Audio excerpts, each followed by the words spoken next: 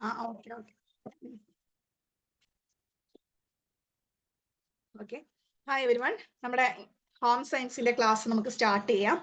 അപ്പോൾ കഴിഞ്ഞ ആഴ്ച നമ്മൾ എടുത്ത കഴിഞ്ഞ ക്ലാസ്സിൽ നമ്മൾ എടുത്തതിന്റെ ബാക്കിയായിട്ടുള്ള ചാപ്റ്ററാണ് നമ്മൾ ഇന്ന് നോക്കുന്നത്. ഓക്കെ,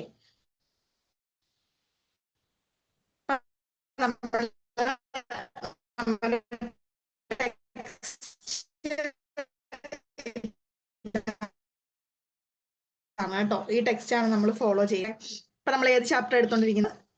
മൂന്നാമത്തെ ചാപ്റ്റർ ആയിട്ടുള്ള ആഹാരം പാകം ചെയ്യുന്നതിനുള്ള മാർഗങ്ങൾ, അതാണ് നമ്മൾ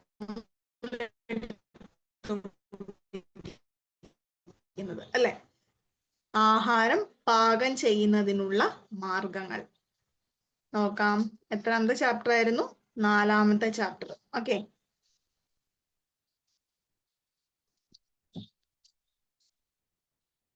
അപ്പൊ ഈ ഒരു ചാപ്റ്റർ ആണ് ആഹാരം പാകം ചെയ്യുന്നതിനുള്ള മാർഗങ്ങൾ. അപ്പൊ നമുക്ക് നോക്കാം. ഒന്നാമതായിട്ട് നമ്മൾ നോക്കാം, ഭക്ഷണം പാകം ചെയ്യുന്നതിന്റെ പ്രധാന മാർഗം എന്താണെന്നാ ചോദിച്ചിരിക്കുന്നത് അല്ലെ? അപ്പൊ ഭക്ഷണം പാകം ചെയ്യുന്നത് എന്തിനു വേണ്ടിയിട്ടാണ് അല്ലെ? നമ്മൾ ഭക്ഷണം പാകം ചെയ്ത് അല്ലെങ്കിൽ കുക്ക് ചെയ്താണ് നമ്മൾ കഴിക്കാറുള്ളത്. അപ്പോൾ എന്തിനു വേണ്ടിയിട്ടാണ് നമ്മൾ ഭക്ഷണം പാചകം ചെയ്യുന്നത്? എന്തിനു വേണ്ടിയിട്ടാ? ഒന്നാമതായിട്ട് പാചകം ചെയ്ത ആഹാരം എളുപ്പം ദഹിക്കുന്നു അല്ലെ? പെട്ടെന്ന് നമ്മൾ ഡൈജഷൻ ഒക്കെ പെട്ടെന്ന് നടക്കുന്നതിന് വേണ്ടിയിട്ടാണ് ഒരു കാര്യം. രണ്ടാമതായിട്ട് എന്താണ്? പാചകം ആഹാരത്തിന്റെ രൂപം, ഘടന, നിറം, മണം, രുചി എന്നിവ മെച്ചപ്പെടുത്തുന്നു. അപ്പൊ കുറച്ചും കൂടെ നന്നായിട്ട് ഫുഡിന്റെ എല്ലാ ഗുണങ്ങളും നമുക്ക് കിട്ടാൻ വേണ്ടിയിട്ടും കൂടെ നമ്മൾ ഉപയോഗിക്കുന്നു. നെക്സ്റ്റ് എന്താണ്? ആഹാരം പാചകം ചെയ്യുന്നത് ഭക്ഷണ വൈവിധ്യം ഉണ്ടാക്കുന്നു അല്ലെ? നല്ല കളർഫുൾ ആയിട്ടുള്ള ഭക്ഷണങ്ങളൊക്കെയാണ് കുട്ടികൾക്ക് കൊടുക്കുന്നതെങ്കിൽ അവർ കുറച്ചും കൂടി ഇഷ്ടപ്പെട്ടത് കഴിക്കാനായിട്ട് ചാൻസ് ഉണ്ട്. ഭക്ഷണം അധിക സമയം സൂക്ഷിക്കാൻ പാചകം സഹായിക്കുന്നു അല്ലെ? ഇപ്പൊ കുക്ക് ചെയ്തൊക്കെ വെച്ചിട്ടാണെങ്കിൽ നമുക്ക് കുറച്ചും കൂടെ നല്ല രീതിയിൽ കുറച്ച് 2-3 ദിവസമൊക്കെ നമുക്ക് ഉപയോഗിക്കാൻ പറ്റും അല്ലെ? അപ്പൊ നമ്മൾ എക്സാമ്പിൾ പറയുകയാണെങ്കിൽ അച്ചാറുകൾ അല്ലെ, നമ്മൾ കുറെ നാൾ നമ്മൾ ഉപയോഗിക്കുന്ന ഒരു ഫുഡാണ്. അപ്പോൾ ഭക്ഷണം പാചകം ചെയ്താൽ അധിക സമയം നമുക്ക് സൂക്ഷിക്കാൻ പറ്റും, നന്നായി ഉപയോഗിക്കാനും സാധിക്കും. നെക്സ്റ്റ് എന്താണ്? പാചകം ഭക്ഷണത്തെ സുരക്ഷിതമാക്കുന്നു അല്ലെ? നമുക്ക് കെമിക്കലുകൾ അങ്ങനെയുള്ള ഫെർട്ടിലൈസേഴ്സ് ഒക്കെ ഉപയോഗിച്ചിട്ടുള്ള ഭക്ഷണങ്ങളൊക്കെയാണ് നമുക്ക് കിട്ടുന്നത്, അല്ലെങ്കിൽ ഫുഡാണ് നമുക്ക് പാചകം ചെയ്യാനായിട്ട് കിട്ടുന്നത്. അപ്പൊ അത് നല്ല രീതിയിൽ നമ്മൾ കുക്ക് ചെയ്യുകയാണെങ്കിൽ നമുക്ക് എന്ത് സംഭവിക്കും? നമുക്ക് അസുഖങ്ങളൊന്നും ഇല്ലാതെ അല്ലെങ്കിൽ നമുക്ക് നല്ലൊരു ഹെൽത്തി ആയിട്ടുള്ള ഒരു ഫുഡ് നമുക്ക് കഴിക്കാനായിട്ട് പറ്റും. ഓക്കെ, അപ്പൊ ഇത്രയുമാണ് നമ്മൾ എന്ത് പാചകം ചെയ്യുന്നതിന്റെ ആവശ്യകത എന്ന് പറയുന്നത്. ഓക്കെ, ഇനി നമ്മൾ നെക്സ്റ്റ് ഒരു ടേബിൾ അവിടെ കൊടുത്തിട്ടുണ്ട്. ഓക്കെ, ടേബിൾ എന്താണെന്ന് നോക്കിക്കേ. പാചക രീതികളുടെ വർഗീകരണം പട്ടികപ്പെടുത്തുക. ഒന്നാമതായിട്ട് കൊടുത്തിരിക്കുന്നത് വെള്ളം ചൂടാക്കി ചെയ്യുന്ന പാചകം. അടുത്ത എന്താണ്? വരണ്ട ചൂടിൽ ചെയ്യുന്ന പാചകം. അടുത്ത എന്താണ്? എണ്ണയിലോ നെയ്യിലോ പൊരിച്ചു ചെയ്യുന്ന പാചകം അല്ലെ? അപ്പൊ പലതരത്തിലുള്ള പാചകങ്ങൾ നമുക്കറിയാം. അപ്പൊ നമ്മള് വീടുകളിലൊക്കെ നമ്മൾ കുക്ക് ചെയ്യുന്നവരാണ്. അപ്പൊ നമുക്ക് അറിയുന്ന കാര്യങ്ങളൊക്കെ തന്നെയാണ് കൊടുത്തിരിക്കുന്നതെങ്കിലും കുറച്ചും കൂടെ ഡീറ്റെയിൽഡ് ആയിട്ട് ഇവിടെ കൊടുത്തിട്ടുണ്ട്. ഓക്കെ, അപ്പൊ നമുക്കൊന്ന് നോക്കാം. ആ ഒരു ടേബിള് വളരെ ഇമ്പോർട്ടന്റ് ആണ് കേട്ടോ, മിക്കപ്പോഴും എക്സാമിന് ചോദിക്കാറുള്ള ഒരു ടേബിൾ കൂടിയാണ്. ഒന്ന് നോക്കിക്കേ. ഒന്നാമതായിട്ട് വെള്ളം ചൂടാക്കി ചെയ്യുന്ന പാചകം. എന്തൊക്കെയാണ്? പുഴുങ്ങുക, സിമ്മറിങ്, സ്റ്റൂവിങ് അല്ലെ? ഇതൊക്കെ നമ്മൾ എന്താണ്? നമ്മൾ മെയിൻ ആയിട്ടും നമ്മൾ പഴമൊക്കെ പുഴുങ്ങി കുട്ടികൾക്കൊക്കെ കൊടുക്കും അല്ലെ? അപ്പൊ അതൊക്കെ നമ്മൾ എന്തിലാണ്? വെള്ളം ചൂടാക്കി ചെയ്യുന്ന പാചകം. നെക്സ്റ്റ് എന്താണ്? ആവി കൊള്ളിക്കുക. നെക്സ്റ്റ് എന്താണ്? ഉയർന്ന താപമർദ്ദത്തിലുള്ള പാചകം. അപ്പൊ പല രീതിയിലുള്ള പാചകങ്ങൾ നമുക്കിവിടെ പരിചയപ്പെടുന്നുണ്ട്. അടുത്തായിട്ട് നമ്മൾ വരണ്ട ചൂടിൽ ചെയ്യുന്ന പാചകം അല്ലെ? വരണ്ട ചൂട് എന്ന് പറയുമ്പോൾ എന്താണ്? ബേക്കിംഗ് ഉണ്ട്, റോസ്റ്റിംഗ് ഉണ്ട്, ഗ്രില്ലിംഗ് ഉണ്ട് അല്ലെ? നമുക്കറിയാം, നമ്മൾ ബേക്ക് ചെയ്യുന്നുണ്ട്, നമ്മൾ റോസ്റ്റ് ചെയ്തെടുക്കാറുണ്ട്, ഗ്രില്ലിങ് ചെയ്യാറുണ്ട്. ഇതൊക്കെ നമ്മുടെ വീടുകളിൽ നമ്മൾ ചെയ്യുന്നതായതുകൊണ്ട് നമുക്ക് പെട്ടെന്ന് നമുക്ക് ഓർത്തിരിക്കാനായിട്ട് പറ്റും. ഓക്കെ, അപ്പൊ വെള്ളം ചൂടാക്കി ചെയ്യുന്ന ഏതൊക്കെയാണ്? വരണ്ട ചൂടിൽ ചെയ്യുന്നത് ഏതൊക്കെയാണ്? നെക്സ്റ്റ് എന്താണ്? എണ്ണയിലോ നെയ്യിലോ പൊരി അല്ലെ? എങ്ങനെയൊക്കെയുണ്ട്? എണ്ണയിൽ മുക്കി പൊരിക്കുക. അതായത് നമ്മൾ പലഹാരങ്ങളൊക്കെ ഉണ്ടാക്കാൻ നമ്മൾ കൂടുതലും എന്താ ചെയ്യുന്നത്? നമ്മൾ എണ്ണയിൽ കംപ്ലീറ്റ് ആയിട്ട് മുക്കി പൊരിക്കുന്നതാണ് നമ്മൾ ചെയ്യുന്നത് അല്ലെ? പിന്നെ അടുത്ത എന്താണ്? മിതമായി എണ്ണ ഒഴിച്ച് പൊരിച്ചെടുക്കുക. പിന്നെ വളരെ കുറച്ച് മാത്രം എണ്ണ ഉപയോഗിച്ച് നമ്മൾ പൊരിക്കുകയും വറക്കുകയൊക്കെ ചെയ്യുന്നുണ്ട്. അപ്പൊ മീൻ വറുത്തെടുക്കുക, അതൊക്കെ നമ്മൾ അങ്ങനെ ചെയ്യുന്ന കുറച്ച് കാര്യങ്ങളാണ് അല്ലെ? അപ്പൊ ഇതൊക്കെ എന്തിൽ വരും? നമ്മുടെ എണ്ണയിലോ നെയ്യിലോ പൊരിച്ചു ചെയ്യുന്ന പാചകത്തിൽ ഉൾപ്പെടുന്ന ഒരു മെത്തേഡാണ്. അപ്പൊ നിങ്ങൾ എന്ത് ചെയ്യുക? ഈ ഒരു കുക്കിംഗ് മെത്തേഡുകൾ, പാചക രീതികൾ കറക്റ്റ് ആയിട്ടും ഒന്ന് ആ ഒരു ടേബിൾ നന്നായിട്ട് മനസ്സിലാക്കി വെക്കുക. ഓക്കെ,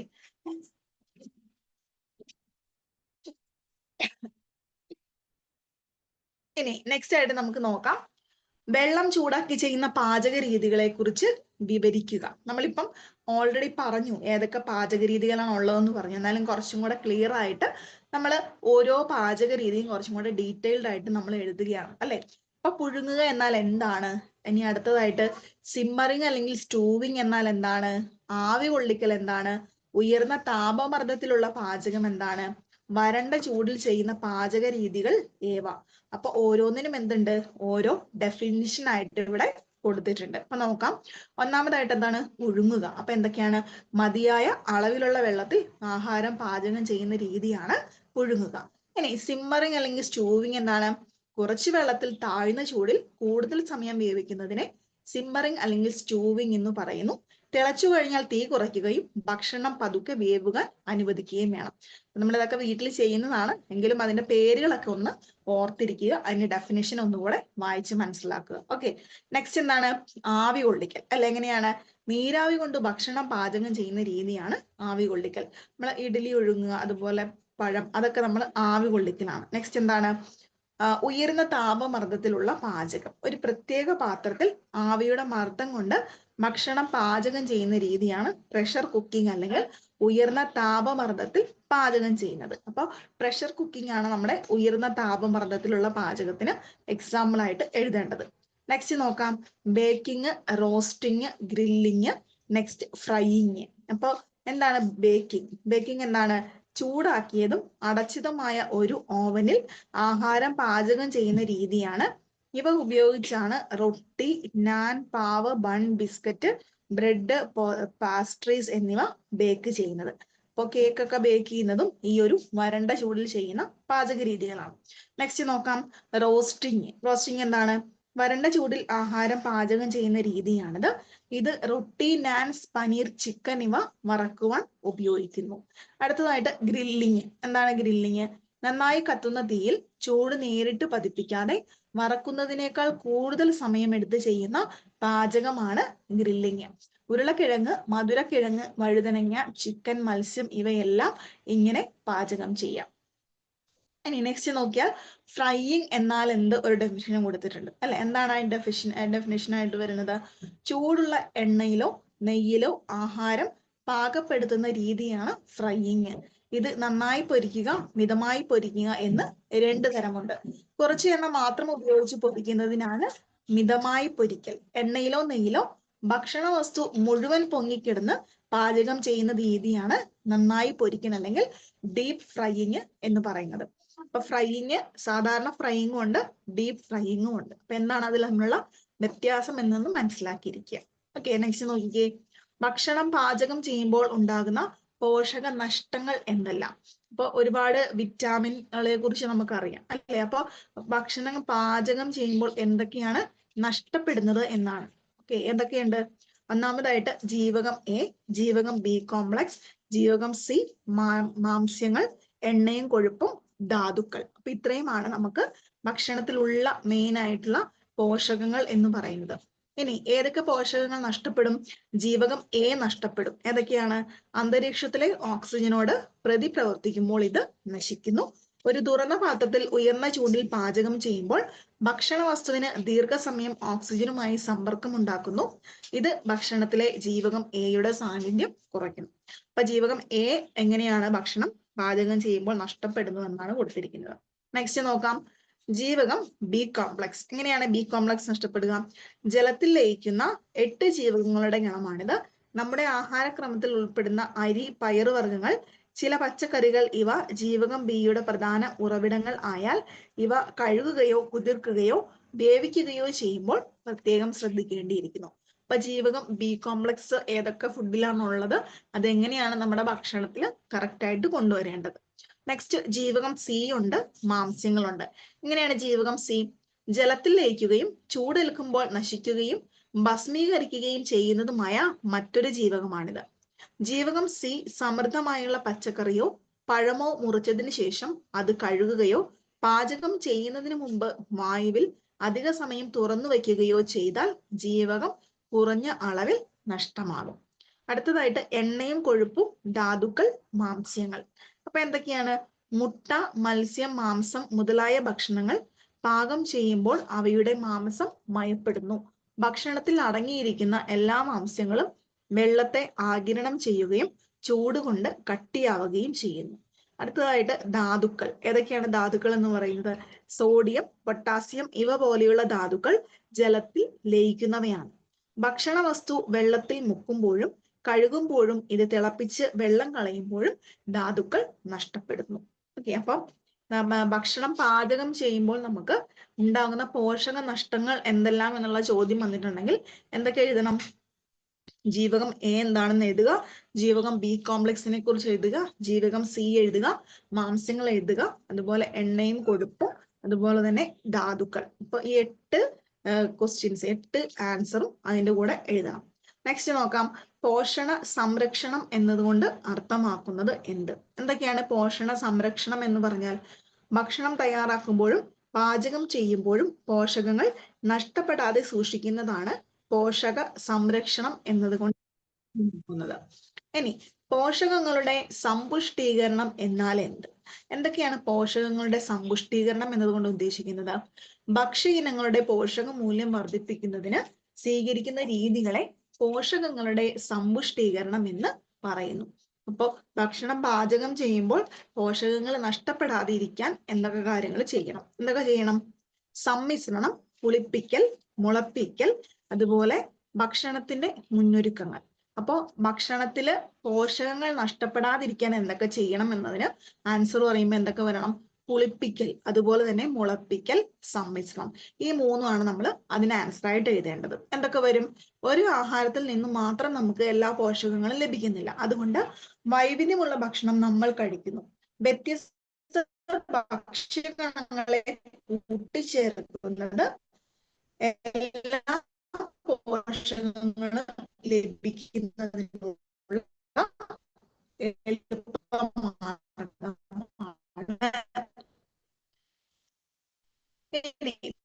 പുളിപ്പിക്കൽ. എന്താണ് പുളിപ്പിക്കൽ? ആഹാരത്തിലുള്ളതോ തൈര്, ഈസ്റ്റ് എന്നീ രൂപങ്ങളിൽ ചേർക്കുന്ന ലളിതവും നല്ലതുമായ രൂപത്തിലേക്ക് മാറ്റുന്ന പ്രക്രിയയ്ക്കാണ് പോഷകങ്ങളായ ജീവകം സി, ജീവകം ബി. നോക്കാം, മുളപ്പിക്കൽ. എന്താണ് മുളപ്പിക്കൽ? നമ്മൾ ചെറുപയറൊക്കെ നമ്മൾ മുളപ്പിച്ച് നമ്മൾ കഴിക്കാറുണ്ട് അല്ലെ? അപ്പൊ അതിനെ മുളപ്പിക്കുന്നതിന് എന്താ ഒരുപാട് ഗുണങ്ങൾ ഉണ്ടെന്നാണ് പറയുന്നത് അല്ലെ? അപ്പൊ അതും എന്താണ്? നമ്മൾ ഭക്ഷണത്തിന്റെ പോഷകം നഷ്ടപ്പെടാതെ നമ്മുടെ അകത്തേക്ക് എത്തിക്കുന്നതിനുള്ള ഒരു മാർഗമാണ് അല്ലെ? അപ്പൊ നമ്മളത് അധികം വേവിക്കൊന്നും വേണ്ട, ജസ്റ്റ് നമുക്കതൊന്ന് എണ്ണയിലൊന്ന് വഴറ്റിയെടുത്തിട്ടുണ്ടെങ്കിൽ നമുക്ക് വളരെ ടേസ്റ്റി ആയിട്ട് നമുക്ക് കഴിക്കാം. അപ്പൊ ഒരുപാട് ഗുണങ്ങളും ഉണ്ട് അല്ലെ? അപ്പൊ അതും എന്താണ്? മുളപ്പിക്കലും ഭക്ഷണത്തിന്റെ പോഷകം നഷ്ടപ്പെടാതെ ഇരിക്കാനുള്ള ഒരു വഴിയാണ്. അപ്പൊ എന്ത് ചെയ്യുന്നുണ്ട്? മൂഗ്, ചന്ന ഇവയിൽ ഏതെങ്കിലും ഒന്ന് കുറച്ചെടുത്ത് രാത്രിയിൽ ആവശ്യമുള്ളത്ര വെള്ളത്തിലിടുക അല്ലെ? നമ്മൾ വീടുകളിൽ ചെയ്യുന്നതാണ്, നമുക്ക് അറിയാവുന്ന ഒരു മെത്തേഡാണ്. പിറ്റേന്നാകുമ്പോഴേക്കും അവയ്ക്ക് വലിയ ആകൃതിയും മാർദ്ദവം ഉണ്ടാകുന്നതായിരിക്കുന്നത് കാണാം. വെള്ളം കളഞ്ഞ ശേഷം അവ ഒരു നനഞ്ഞ തുണിയിൽ കെട്ടി 12 മുതൽ 24 മണിക്കൂർ കഴിഞ്ഞ് ശ്രദ്ധിച്ചാൽ ആ ധാന്യങ്ങളിൽ വെറുത്ത ചെറിയ മുളകൾ വന്നിരിക്കുന്നതായി കാണാം. ഈ പ്രക്രിയയ്ക്കാണ് മുളപ്പിക്കൽ എന്ന് പറയുന്നത്. ഗോതമ്പ്, ബജ്ര, ജാവർ എന്നിവ മുളപ്പിച്ച് ഉപയോഗിക്കുന്നതാണ് അല്ലെ?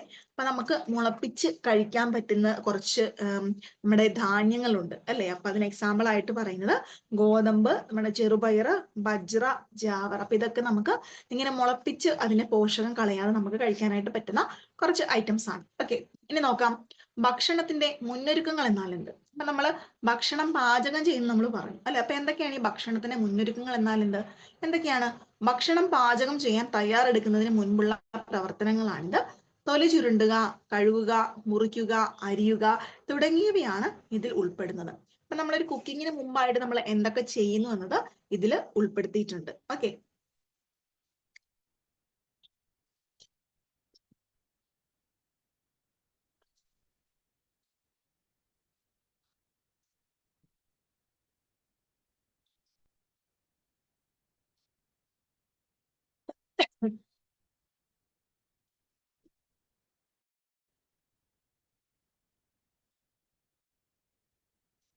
ഓക്കെ. അപ്പൊ നമ്മുടെ നെക്സ്റ്റ് നോക്കാം, പാചകത്തെ നിർവചിക്കുക അല്ലെ? അപ്പൊ നമ്മൾ പാചകം ചെയ്യുന്നു നമുക്കറിയാം, പക്ഷെ അതിനൊരു ഡെഫിനിഷൻ പറയാൻ പറഞ്ഞാൽ നമുക്ക് പെട്ടെന്ന് അറിഞ്ഞെന്ന് വരില്ല. അപ്പൊ എങ്ങനെയാണ് നമ്മൾ പാചകത്തെ നിർവചിക്കുക? എങ്ങനെയാണ് പാചകം എന്ന് പറഞ്ഞാൽ നമ്മൾ ഉദ്ദേശിക്കുന്നത്? ഒന്നാമതായിട്ട് തീ അഥവാ താപത്തിന്റെ സഹായത്തോടെ ഭക്ഷണം പാകം ചെയ്യുന്ന പ്രക്രിയക്കാണ് നമ്മൾ പാചകം എന്ന് പറയുന്നത്. അല്ലെ, നമ്മൾ തീ ഉപയോഗിച്ച് കുക്ക് ചെയ്യുന്നതിനാണ് പാചകം, അത് നമുക്കറിയാം. അപ്പൊ ഒരു ഡെഫിനിഷൻ ആയിട്ട് എന്താണ് പാചകം അല്ലെങ്കിൽ പാചകത്തെ നിർവചിക്കുക എന്ന് പറഞ്ഞാൽ നമ്മൾ ഈ ഒരു ആൻസർ മസ്റ്റ് ആയിട്ടും എഴുതണം കേട്ടോ. അപ്പൊ ഇതിനകത്തുള്ള വാക്കുകൾ നമ്മൾക്ക് അറിയാവുന്ന കുക്കിങ്ങുകൾ അല്ലെങ്കിൽ പാചക രീതികളൊക്കെ തന്നെയാണ് ഇതിനകത്ത് കൊടുത്തിരിക്കുന്നത്. പക്ഷെ എന്തുണ്ട്, അതിനകത്ത് ഉപയോഗിച്ചിരിക്കുന്ന വാക്കുകൾ വ്യത്യാസമുണ്ട് അല്ലെ. അതുപോലെ തന്നെ എന്തുണ്ട്, നമ്മുടെ ഡെഫിനിഷൻസ് അതുപോലെ പല പല പുതിയ വാക്കുകൾ നമ്മൾ ഉപയോഗിക്കുന്നുണ്ട്. അപ്പൊ ഇതൊക്കെ എന്ത് ചെയ്യണം, നിങ്ങൾ അതുപോലെ തന്നെ എഴുതാനായിട്ട് ശ്രമിക്കണം. അപ്പൊ എല്ലാം അറിയാന്ന് വിചാരിച്ചിട്ട് ടെക്സ്റ്റ് വായിക്കാതൊന്നും ഇരിക്കരുത്. മാക്സിമം ഇതിനകത്തുള്ളത് തന്നെ എക്സാമിന് എഴുതാനായിട്ട് ശ്രമിക്കുക. ഓക്കെ, ഇനി നെക്സ്റ്റ് നോക്കാം. മൈക്രോവേവ് പാചകം, സൗരോർജ പാചകം എന്നിവയെ കുറിച്ച് എഴുതുക. അപ്പൊ നമ്മൾ മൈക്രോവേവ് ഓവനിൽ വെച്ചിട്ട് നമ്മൾ പാചകം ചെയ്യുന്നുണ്ട് അല്ലെ. അതുപോലെ തന്നെ സൗരോർജ പാചകവും ഉണ്ട്. അപ്പൊ ഇത് രണ്ടും തമ്മിലുള്ള വ്യത്യാസം എന്താണ്, അല്ലെങ്കിൽ എങ്ങനെയാണ് അത് നടത്തുക? മൈക്രോവേവ് പാചകം ഏറ്റവും നൂതനമായ പാചക രീതിയാണ്. മൈക്രോവേവ് ഓവൻ മുഖേന വൈദ്യുതകാന്ത ശക്തി തുടർച്ചയായി നൽകുക വഴി ഭക്ഷണം പാചകം ചെയ്യുന്ന രീതിയാണിത്. ഇതിനു വേണ്ടി ഉപയോഗിക്കുന്ന ഉപകരണമാണ് മൈക്രോവേവ് ഓവൻ. അപ്പൊ നമ്മള് കറണ്ടിലൊക്കെ കുത്തി ഓവനിൽ വെച്ച് ഫുഡൊക്കെ നമ്മൾ ചൂടാക്കി നമ്മൾ ഉപയോഗിക്കാറുണ്ട് അല്ലെ. വളരെ വേഗത്തിൽ പാചകം ചെയ്യാനാകുമെന്നാണ് ഇതിന്റെ പ്രത്യേകത. അപ്പൊ നമ്മൾ ഗ്യാസ് ഒക്കെ ഉപയോഗിക്കുന്നതിന് പകരം വളരെ പെട്ടെന്ന് തന്നെ നമുക്ക് ഫുഡൊക്കെ ഒന്ന് ചൂടായി കിട്ടാനായിട്ട് ഓവനിൽ വെച്ചാൽ സഹായകമാണ്. ഇനി സൗരോർജ പാചകവും നൂതനമായ ഒരു പാചക രീതിയാണ്.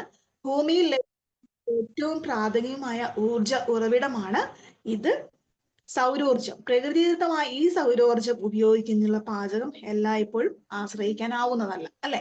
അപ്പൊ നമുക്ക് സൗരോർജം എന്ന് പറയാൻ നമുക്ക് സൂര്യന്റെ ചൂട് കൊണ്ട് നമ്മൾ സോളാർ പാനലൊക്കെ വെച്ചിട്ട് നമ്മൾ ഉടുക്കുന്നതാണ് അല്ലെ. അപ്പൊ എപ്പോഴും നമുക്ക് സൗരോർജം നമുക്ക് കിട്ടണമെന്നില്ല. അപ്പൊ അത് കുറച്ച് റിസ്ക് ഉള്ളതാണ്. പിന്നെ കറണ്ട് കൊണ്ട് മൈക്രോവേവിനൊക്കെ നമുക്ക് ഏറ്റവും ഈസി ആയിട്ട് പാചകം ചെയ്യാനായിട്ട് പറ്റുന്നതാണ്. അപ്പൊ എന്താണ് അത് നമ്മളുടെ വ്യത്യാസം എന്ന് അറിഞ്ഞിരിക്കുക. ഓക്കെ, ഇനി നമ്മുടെ ലാസ്റ്റ് ക്വസ്റ്റ്യൻ ആണ്, നോക്കാം. ഭക്ഷണം തയ്യാറാക്കുന്ന ഘട്ടങ്ങളിൽ പോഷകങ്ങൾ നഷ്ടപ്പെടാം. പോഷകങ്ങൾ നഷ്ടപ്പെടുന്നത് തടയാൻ എന്തൊക്കെ മുൻകരുതലുകൾ എടുക്കാം? അപ്പൊ നമ്മൾ ഓൾറെഡി കണ്ടു, ഭക്ഷണത്തിന്റെ പോഷകങ്ങൾ നഷ്ടപ്പെടാതിരിക്കാൻ ഏതൊക്കെ രീതിയിൽ നമുക്ക് കുക്ക് ചെയ്യാമെന്ന് നമ്മൾ കണ്ടു അല്ലെ. ഇനി അടുത്ത ചോദിക്കുന്നത് എന്താണ്, പോഷകങ്ങൾ നഷ്ടപ്പെടുത്തുന്നത് തടയാൻ എന്തൊക്കെ മുൻകരുതലുകൾ നമുക്ക് എടുക്കാനായിട്ട് സാധിക്കും? അപ്പൊ നമുക്ക് എന്തൊക്കെ ചെയ്യാം? ഒന്നാമതായിട്ട്, പാചകം ചെയ്യുന്നതിന് ഒരുപാട് നേരം മുൻപ് പച്ചക്കറികൾ അരിഞ്ഞു വെക്കാതിരിക്കുക അല്ലെ. നമ്മളെല്ലാവരും ചെയ്യുന്ന ഒരു മിസ്റ്റേക്ക് ആണ് അല്ലെ. നമുക്ക് പാചകത്തിന് എളുപ്പത്തിന് വേണ്ടിയിട്ട് നമ്മൾ അരിഞ്ഞു വെച്ചിട്ട് നമ്മൾ ഉപയോഗിക്കാറുണ്ട്. പക്ഷെ അത് തെറ്റായ ഒരു രീതിയാണ്. പോഷകങ്ങൾ സംരക്ഷിക്കാനായി പച്ചക്കറികൾ വലുതായി അരിയുക. അപ്പൊ പച്ചക്കറികൾ വലിയ കഷ്ണങ്ങളാക്കി അരിഞ്ഞ് സൂപ്പൊക്കെ വെച്ച് കുടിക്കുക അല്ലെങ്കിൽ വേവിച്ചൊക്കെ കഴിച്ചാൽ കുറച്ചും കൂടെ അതിന്റെ പോഷകങ്ങൾ നഷ്ടപ്പെടാതെ ഇരിക്കും. കുറഞ്ഞ അളവിലുള്ള വെള്ളത്തിൽ വേവിക്കുക. ഒരുപാട് വെള്ളം ഒഴിച്ച് വേവിക്കാതിരിക്കുക. അമിതമായി വേവിക്കരുത്. പച്ചക്കറികൾ വെള്ളമില്ലാതെ പാചകം ചെയ്യുക. ഇനി പഴവർഗ്ഗങ്ങളാണെങ്കിലോ അത് കഴിക്കുന്നതിന് തൊട്ട് മുൻപ് മാത്രം മുറിച്ച് ഉപയോഗിക്കുക. തൊലി കളയാതെ കഴിക്കുക. ധാന്യങ്ങൾ അമിതമായി കഴുകാതിരിക്കുക. ധാന്യങ്ങളും മറ്റ് വേവിച്ച വെള്ളവും ഉപയോഗപ്പെടുത്തുക. പാചകം ചെയ്യുമ്പോൾ കുക്കിംഗ് സോഡ ഉപയോഗിക്കാതിരിക്കുക. ചുരുങ്ങിയ അളവിലുള്ള വെള്ളത്തിൽ വേവിക്കുക. കുക്കിംഗ് സോഡ നമ്മൾ ഉപയോഗിക്കുന്നത് എന്തിനാണ്? പെട്ടെന്ന് പുളിച്ചു വരാനൊക്കെയാണ് അല്ലെ. അപ്പോ ഒക്കെ നമ്മൾ അരയ്ക്കുമ്പോൾ പെട്ടെന്ന് പുളിക്കാനൊക്കെ ആയിട്ട് നമ്മൾ കുക്കിംഗ് സോഡ ഉപയോഗിക്കുക. അപ്പൊ കുക്കിംഗ് സോഡ ഒന്നും ഉപയോഗിക്കാതെ ഉള്ള പുളിപ്പിക്കൽ മെത്തേഡുകളൊക്കെ നമ്മൾ നോക്കുക. ഓക്കെ, അപ്പൊ ഇത്രയാണ് നമ്മുടെ ആ ഒരു ചാപ്റ്റർ എന്ന് പറയുന്നത്. നമ്മുടെ പാചക രീതികൾ അല്ലെ, നമ്മൾ വീടുകളിൽ ചെയ്യുന്ന പാചക രീതികൾ തന്നെയാണ്. എന്നാലും കുറച്ചും കൂടെ ഡീറ്റെയിൽഡ് ആയിട്ട് കുറച്ച് വാക്കുകളൊക്കെ പുതിയതായിട്ട് കൊടുത്തിട്ടുണ്ട്. ഓക്കെ, ഇനി നമുക്ക് നെക്സ്റ്റ് നോക്കാം. പാഠം 5 ഭക്ഷ്യ സംരക്ഷണം അല്ലെ. ഇനി നമ്മള് പാഠം 5 കണ്ടല്ലോ. ചാപ്റ്റർ 5 ആണ് ഭക്ഷ്യ സംരക്ഷണം. ഓക്കെ, അപ്പൊ നമ്മുടെ ഭക്ഷ്യ സംരക്ഷണം എന്ന് പറയുമ്പോൾ നമ്മൾ ആദ്യമായിട്ട് നോക്കുന്നത്, ഇത്രയും നേരം നമ്മൾ കണ്ടത് എങ്ങനെ പോഷകങ്ങൾ നഷ്ടപ്പെടാതെ നമുക്ക് ഭക്ഷണം ഉപയോഗിക്കാം എന്നാണ് അല്ലെ. ഇവിടെ ഭക്ഷ്യ സംരക്ഷണം എന്നതുകൊണ്ട് ഉദ്ദേശിക്കുന്നത് എന്താണ്? ഭക്ഷണം പാഴാക്കാതിരിക്കാനും ഭാവിയിലെ ആവശ്യത്തിനായി ഉപയോഗപ്പെടുത്താനും ഭക്ഷണം സംരക്ഷിച്ചു വയ്ക്കുന്ന പ്രക്രിയയാണ് ഭക്ഷ്യ സംരക്ഷണം അല്ലെ. നമുക്ക് ഇടയ്ക്ക് നമ്മുടെ സവാളയ്ക്ക് ഒരുപാട് വില കൂടി ഷോർട്ടേജ് ഒക്കെ വന്നു അല്ലെ. നമുക്ക് സവാളയൊന്നും ഒത്തിരി 100 രൂപ 200 രൂപ അത്രയൊക്കെ എത്തിയ ഒരു സമയം ഉണ്ടായിരുന്നു അല്ലെ. അപ്പൊ നമുക്ക് എന്താണ്, ഭക്ഷണം നമ്മുടെ ഭാവിയിലേക്ക് കൂടി നമ്മൾ സൂക്ഷിച്ച് കരുതുന്നതിനെയാണ് നമ്മൾ ഭക്ഷ്യ സംരക്ഷണം എന്ന് പറയുന്നത്. ഇനി ഭക്ഷണം കേടാകാതിരിക്കുന്നതിനുള്ള കാരണം അല്ലെങ്കിൽ എന്തുകൊണ്ടാണ് നമ്മുടെ ഫുഡൊക്കെ പെട്ടെന്ന് നമ്മൾക്ക് വേസ്റ്റ് ആയി പോകുന്നത് അല്ലെങ്കിൽ കേടാകുന്നത്? പച്ചക്കറികളൊക്കെ എന്തുകൊണ്ടാണ് പെട്ടെന്ന് കേടാകുന്നത്? എന്തൊക്കെ കാരണങ്ങളുണ്ട്? ഒന്നാമതായിട്ട് സൂക്ഷ്മാണുക്കളുടെ സാന്നിധ്യം, അല്ലെ? വളരെ സൂക്ഷ്മമായിട്ട് നമുക്ക് കണ്ണുകൾ കൊണ്ടൊന്നും കാണാൻ പറ്റാത്ത അത്ര ചെറിയ പ്രാണികളൊക്കെ പെട്ടെന്ന് പച്ചക്കറികളിലും അല്ലെങ്കിൽ ഫ്രൂട്ട്സിലും നമ്മുടെ പയറുവർഗ്ഗങ്ങളിലൊക്കെ കയറി കുത്തിയിട്ടുണ്ടെങ്കിൽ അത് പെട്ടെന്ന് ചീത്തയായി പോകും. ഇനി എൻസൈമിന്റെ സാന്നിധ്യം. അടുത്തായിട്ട് കീടം, കൃമി, എലി എന്നിവയൊക്കെ നമുക്ക് അറിയാവുന്നതാണ്, അല്ലെ? നമ്മുടെ കപ്പ, കിഴങ്ങ് വർഗ്ഗങ്ങളൊക്കെ ഉണ്ടെങ്കിൽ എലിയൊക്കെ കുത്തി അത് നശിപ്പിച്ചു കളയും. അപ്പൊ നമ്മൾ മണ്ണിൽ നിന്ന് പുറത്തേക്ക് എടുക്കുന്നതിന് മുമ്പ് തന്നെ എന്താണ് അങ്ങനെയുള്ള വിളകൾക്കൊക്കെ നാശം ഓൾറെഡി സംഭവിച്ചു കഴിയും. പിന്നെ എൻസൈം എന്ന് വെച്ചാൽ എന്താണ്? എല്ലാ സസ്യങ്ങളിലും മൃഗങ്ങളിലും കാണുന്ന രാസപദാർത്ഥമാണ് എൻസൈംസ്. എൻസൈംസ് പഴങ്ങളും പച്ചക്കറികളും പഴുക്കുന്നതിന് സഹായിക്കുന്നു. അപ്പൊ ഒരുപാട് പഴുത്തങ്ങ് പോയാൽ നമ്മുടെ പഴങ്ങളൊക്കെ പെട്ടെന്ന് ചീത്തയായി പോകും. ഈ എൻസൈമുകൾ, സൂക്ഷ്മാണുക്കളുടെ സാന്നിധ്യം, കീടം, കൃമി, എലി എന്നിവ ഇവയൊക്കെ എന്താണ് നമ്മുടെ ഭക്ഷണങ്ങൾ കേടാകുന്നതിനുള്ള പ്രധാനപ്പെട്ട കാരണങ്ങളായിട്ട് പറയും. ഇനി അടുത്തൊരു ചോദ്യം നോക്കാം. ഭക്ഷ്യ സംരക്ഷണത്തിന്റെ പ്രാധാന്യം എന്ത്? അല്ലെ? എന്തുകൊണ്ടാണ് നമ്മൾ ഭക്ഷ്യ സംരക്ഷണം അല്ലെങ്കിൽ ഭക്ഷണം നമ്മൾ സംരക്ഷിക്കണം എന്ന് പറയുന്നത്? എന്തുകൊണ്ടാണ് അങ്ങനെ പറയുന്നത്? ഭക്ഷ്യ സംരക്ഷണം കൊണ്ട് അധികം ഉൽപാദനത്തെ പരിരക്ഷിക്കാം. ഭക്ഷ്യ സംരക്ഷണം ആഹാരത്തിൽ വൈവിധ്യം ഉണ്ടാക്കുന്നു.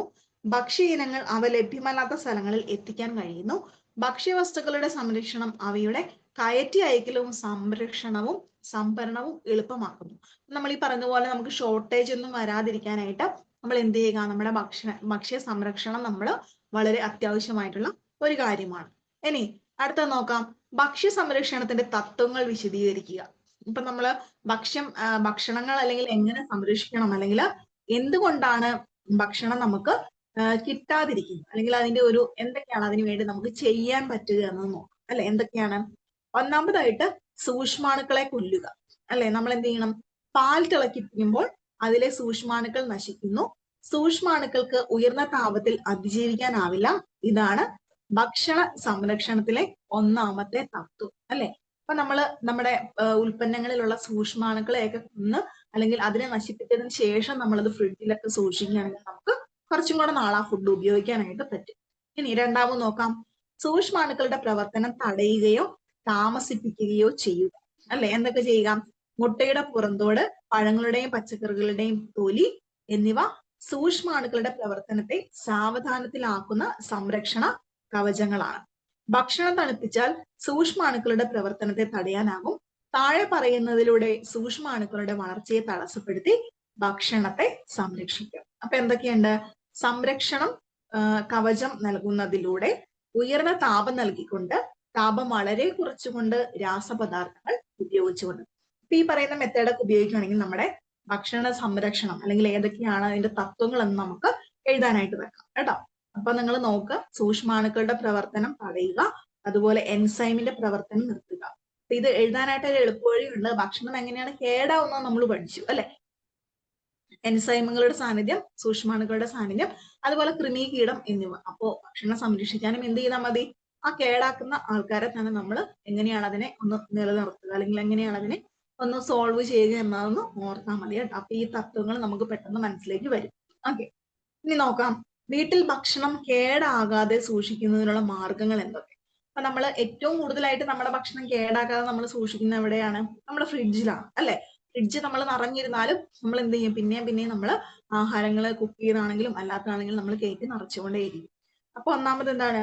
ആഹാരം താഴ്ന്ന ഊഷ്മാവിൽ വെക്കുക, അല്ലെ? അപ്പൊ ഫ്രിഡ്ജിൽ വെക്കുന്നതിന് എന്തിനു വേണ്ടിയിട്ടാണ്? നമുക്ക് തണുപ്പ് അല്ലെങ്കിൽ താഴ്ന്ന ഊഷ്മാവ്, ചിലപ്പോൾ അന്തരീക്ഷത്തിൽ ചൂടൊക്കെ കൂടുതലാണെങ്കിൽ പച്ചക്കറികളും പഴങ്ങളും ഒക്കെ പെട്ടെന്ന് കേടായി പോകും. അപ്പൊ അതുകൊണ്ടാണ് നമ്മൾ താഴ്ന്ന ഊഷ്മാവിൽ നമ്മൾ ഫ്രിഡ്ജിൽ കൂളിംഗ് ഒക്കെ ആയിട്ട് വെക്കുന്നത്. ഇനി ആഹാരം ഉയർന്ന ഊഷ്മാവിൽ വെക്കുക. ഇനി ഒത്തിരി തണുപ്പിച്ചാലും എന്താണ്? ആഹാരം കേടായി പോകുന്നുണ്ട്. അങ്ങനെയുള്ളത് നമ്മൾ എന്ത് വെക്കുക? ഉയർന്ന ഊഷ്മാവിൽ വെക്കുക. സംരക്ഷണ പദാർത്ഥങ്ങൾ ചേർത്ത് സൂക്ഷിക്കൽ, നിർജ്ജലീകരിച്ച ഭക്ഷണ സാധനങ്ങൾ, ഇനി കേടാവാതിരിക്കാനുള്ള എന്തെങ്കിലും എൻസൈമുകളോ അല്ലെങ്കിൽ അതുപോലെയുള്ള പദാർത്ഥങ്ങളൊക്കെ ചേർത്തും നമുക്ക് ഭക്ഷണം ഒരുപാട് നാൾ സൂക്ഷിക്കാം. എക്സാമ്പിൾ പറയുകയാണെങ്കിൽ നമ്മുടെ അച്ചാറ് സാധനങ്ങളൊക്കെ നമ്മൾ എന്ത് ചെയ്യാം? നമുക്ക് ഒരുപാട് നാൾ സൂക്ഷിക്കാനായിട്ട് പറ്റും. അപ്പൊ അതിൻ്റെതായ രീതിയിൽ അതിൽ ചേർക്കേണ്ട കാര്യങ്ങളൊക്കെ ചേർത്തിട്ടുണ്ടെങ്കിൽ നമുക്ക് ഒരുപാട് നാള് അത് ഉപയോഗിക്കാനായിട്ട് പറ്റും, അല്ലെ? അതുപോലെ തന്നെ വീടുകളിൽ ഉണ്ടാക്കുന്ന പല ഫുഡ് ഐറ്റംസും ഉണ്ട്, അല്ലെ? നമ്മളിപ്പോ വിദേശത്തേക്കൊക്കെ പോകുന്ന ആളുകളൊക്കെ എന്തൊക്കെ സാധനങ്ങളാണ് നമ്മൾ ഇവിടെ നിന്ന് ഉണ്ടാക്കിക്കൊണ്ട് പോകുന്നത്, അല്ലെ? അപ്പൊ അവരത് എങ്ങനെയായാലും ഒരു 2-3 മാസത്തേക്കൊക്കെ വേണം എന്ന രീതിയിൽ കേടുകൂടാതിരിക്കുന്നതിനുള്ള മാർഗങ്ങളൊക്കെ സ്വീകരിച്ചിട്ടാണ് അവരത് കൊണ്ടുപോകുന്നത്. അപ്പൊ നമുക്കും എന്ത് പറ്റും? ഭക്ഷണം കേടാവാതിരിക്കാനുള്ള പല പദാർത്ഥങ്ങളും ഉണ്ട്, അല്ലെങ്കിൽ അതിൻ്റെതായ രീതിയിൽ അത് സൂക്ഷിക്കുക. ഇനി അടുത്തതായിട്ട് നമ്മുടെ പാലുൽപ്പന്നങ്ങൾ അല്ലെ, നമ്മുടെ പാല് നമുക്കറിയാം, നമുക്ക് പാക്കറ്റ് പാലൊക്കെ നമുക്ക് കിട്ടുന്നുണ്ട്. അപ്പൊ നമുക്കറിയാം എങ്ങനെയായാലും ഒരാഴ്ചയൊക്കെയാണ് അതിന്റെ ഒരു ലൈഫ് എന്ന് പറയുന്നത് അല്ലെ.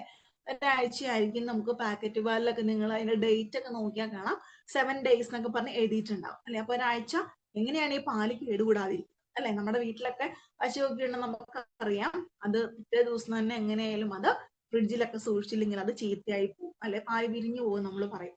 അപ്പൊ എങ്ങനെയാണ് ഇവർ ഈ പാല് സൂക്ഷിക്കുന്നത്? ഒരാഴ്ചയൊക്കെ അത് എങ്ങനെയാണ് സൂക്ഷിക്കുന്നത്? അതിനാണ് നമ്മൾ പറയുന്നത് പാസ്ചറൈസേഷൻ എന്ന് പറയുന്നത് അല്ലെ. അപ്പൊ പാല് കേടുകൂടാകാതിരിക്കാൻ അവര് കണ്ടെത്തിയിരിക്കുന്ന അല്ലെങ്കിൽ അവർ ചെയ്യുന്ന ഈ കമ്പനികൾ അല്ലെ, പാക്കറ്റ് പാലിന്റെ ഉടമകളൊക്കെ ചെയ്യുന്ന ഒരു മെത്തേഡ് എന്ന് പറഞ്ഞാൽ പാസ്ചറൈസേഷൻ ആണ് അല്ലെ. എന്താണ് പാസ്ചറൈസേഷൻ? ഈ രീതി അനുസരിച്ച് ആഹാര സാധനത്തെ വളരെ ഉയർന്ന താപനിലയിൽ ചൂടാക്കിയ ശേഷം പെട്ടെന്ന് തണുപ്പിക്കും അല്ലെ. അപ്പൊ ഈ പാലുകളൊക്കെ എന്താ ചെയ്യുന്നത്? പാക്കറ്റ് പാല് അത് കർഷകരിൽ നിന്നൊക്കെ സംഭരിച്ച് അവര് പെട്ടെന്ന് തന്നെ അതിനെ നല്ലോണം തിളപ്പിച്ചിട്ട് പെട്ടെന്ന് തന്നെ അതിനെ തണുപ്പിക്കും. അപ്പൊ എന്ത് ചെയ്യുന്നുണ്ട്?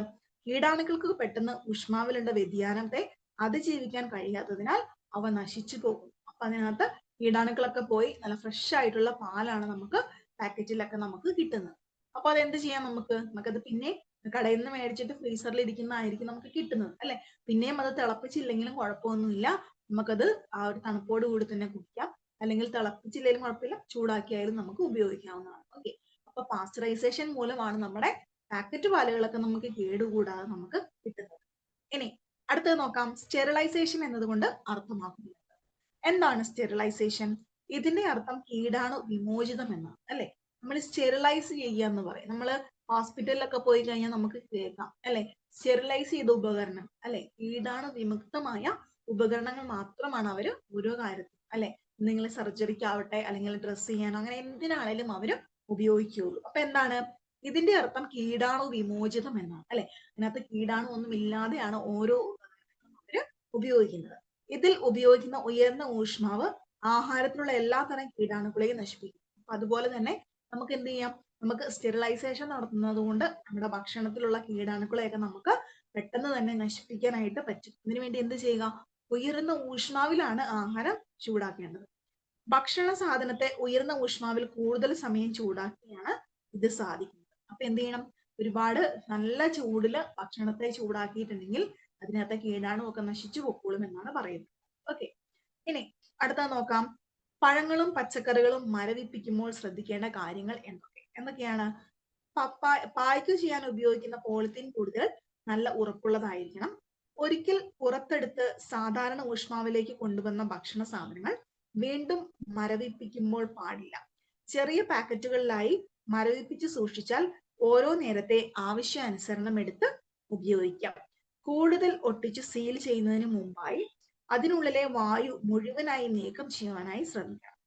ഫ്രീസർ ഇടയ്ക്കിടെ തുറക്കുന്നതും ഒഴിവാക്കണം. അപ്പൊ നമുക്ക് ഈ പച്ചക്കറികളും പഴങ്ങളും ഒക്കെ നമുക്ക് നല്ല പോളിത്തീൻ കവറിലൊക്കെ ഇട്ട് അല്ലെ, ഒട്ടും എയറൊന്നും കിടക്കാതെ നമുക്ക് നല്ല ഫ്രഷ് ആയിട്ട് 2-3 ആഴ്ചയൊക്കെ നമുക്ക് നല്ല ഫ്രഷ് ആയിട്ട് നമ്മുടെ ഫ്രീസറിൽ സൂക്ഷിക്കാനായിട്ട് പറ്റും അല്ലെ. അപ്പൊ ഇടയ്ക്കിടയ്ക്ക് ഫ്രീസറൊക്കെ തുറക്കുന്നതൊക്കെ ഒഴിവാക്കിയിട്ടുണ്ടെങ്കിൽ കുറെ നാൾ നമുക്കത് കേടുകൂടാതെ വെക്കാൻ പറ്റും. അപ്പൊ ഈ പല രീതികളും എന്തുണ്ട്? നമ്മുടെ ഭക്ഷണങ്ങൾ നമുക്ക് കേടുകൂടാതെ സൂക്ഷിക്കാനായിട്ട് പല മാർഗങ്ങളും ഇന്ന് ഉണ്ട്.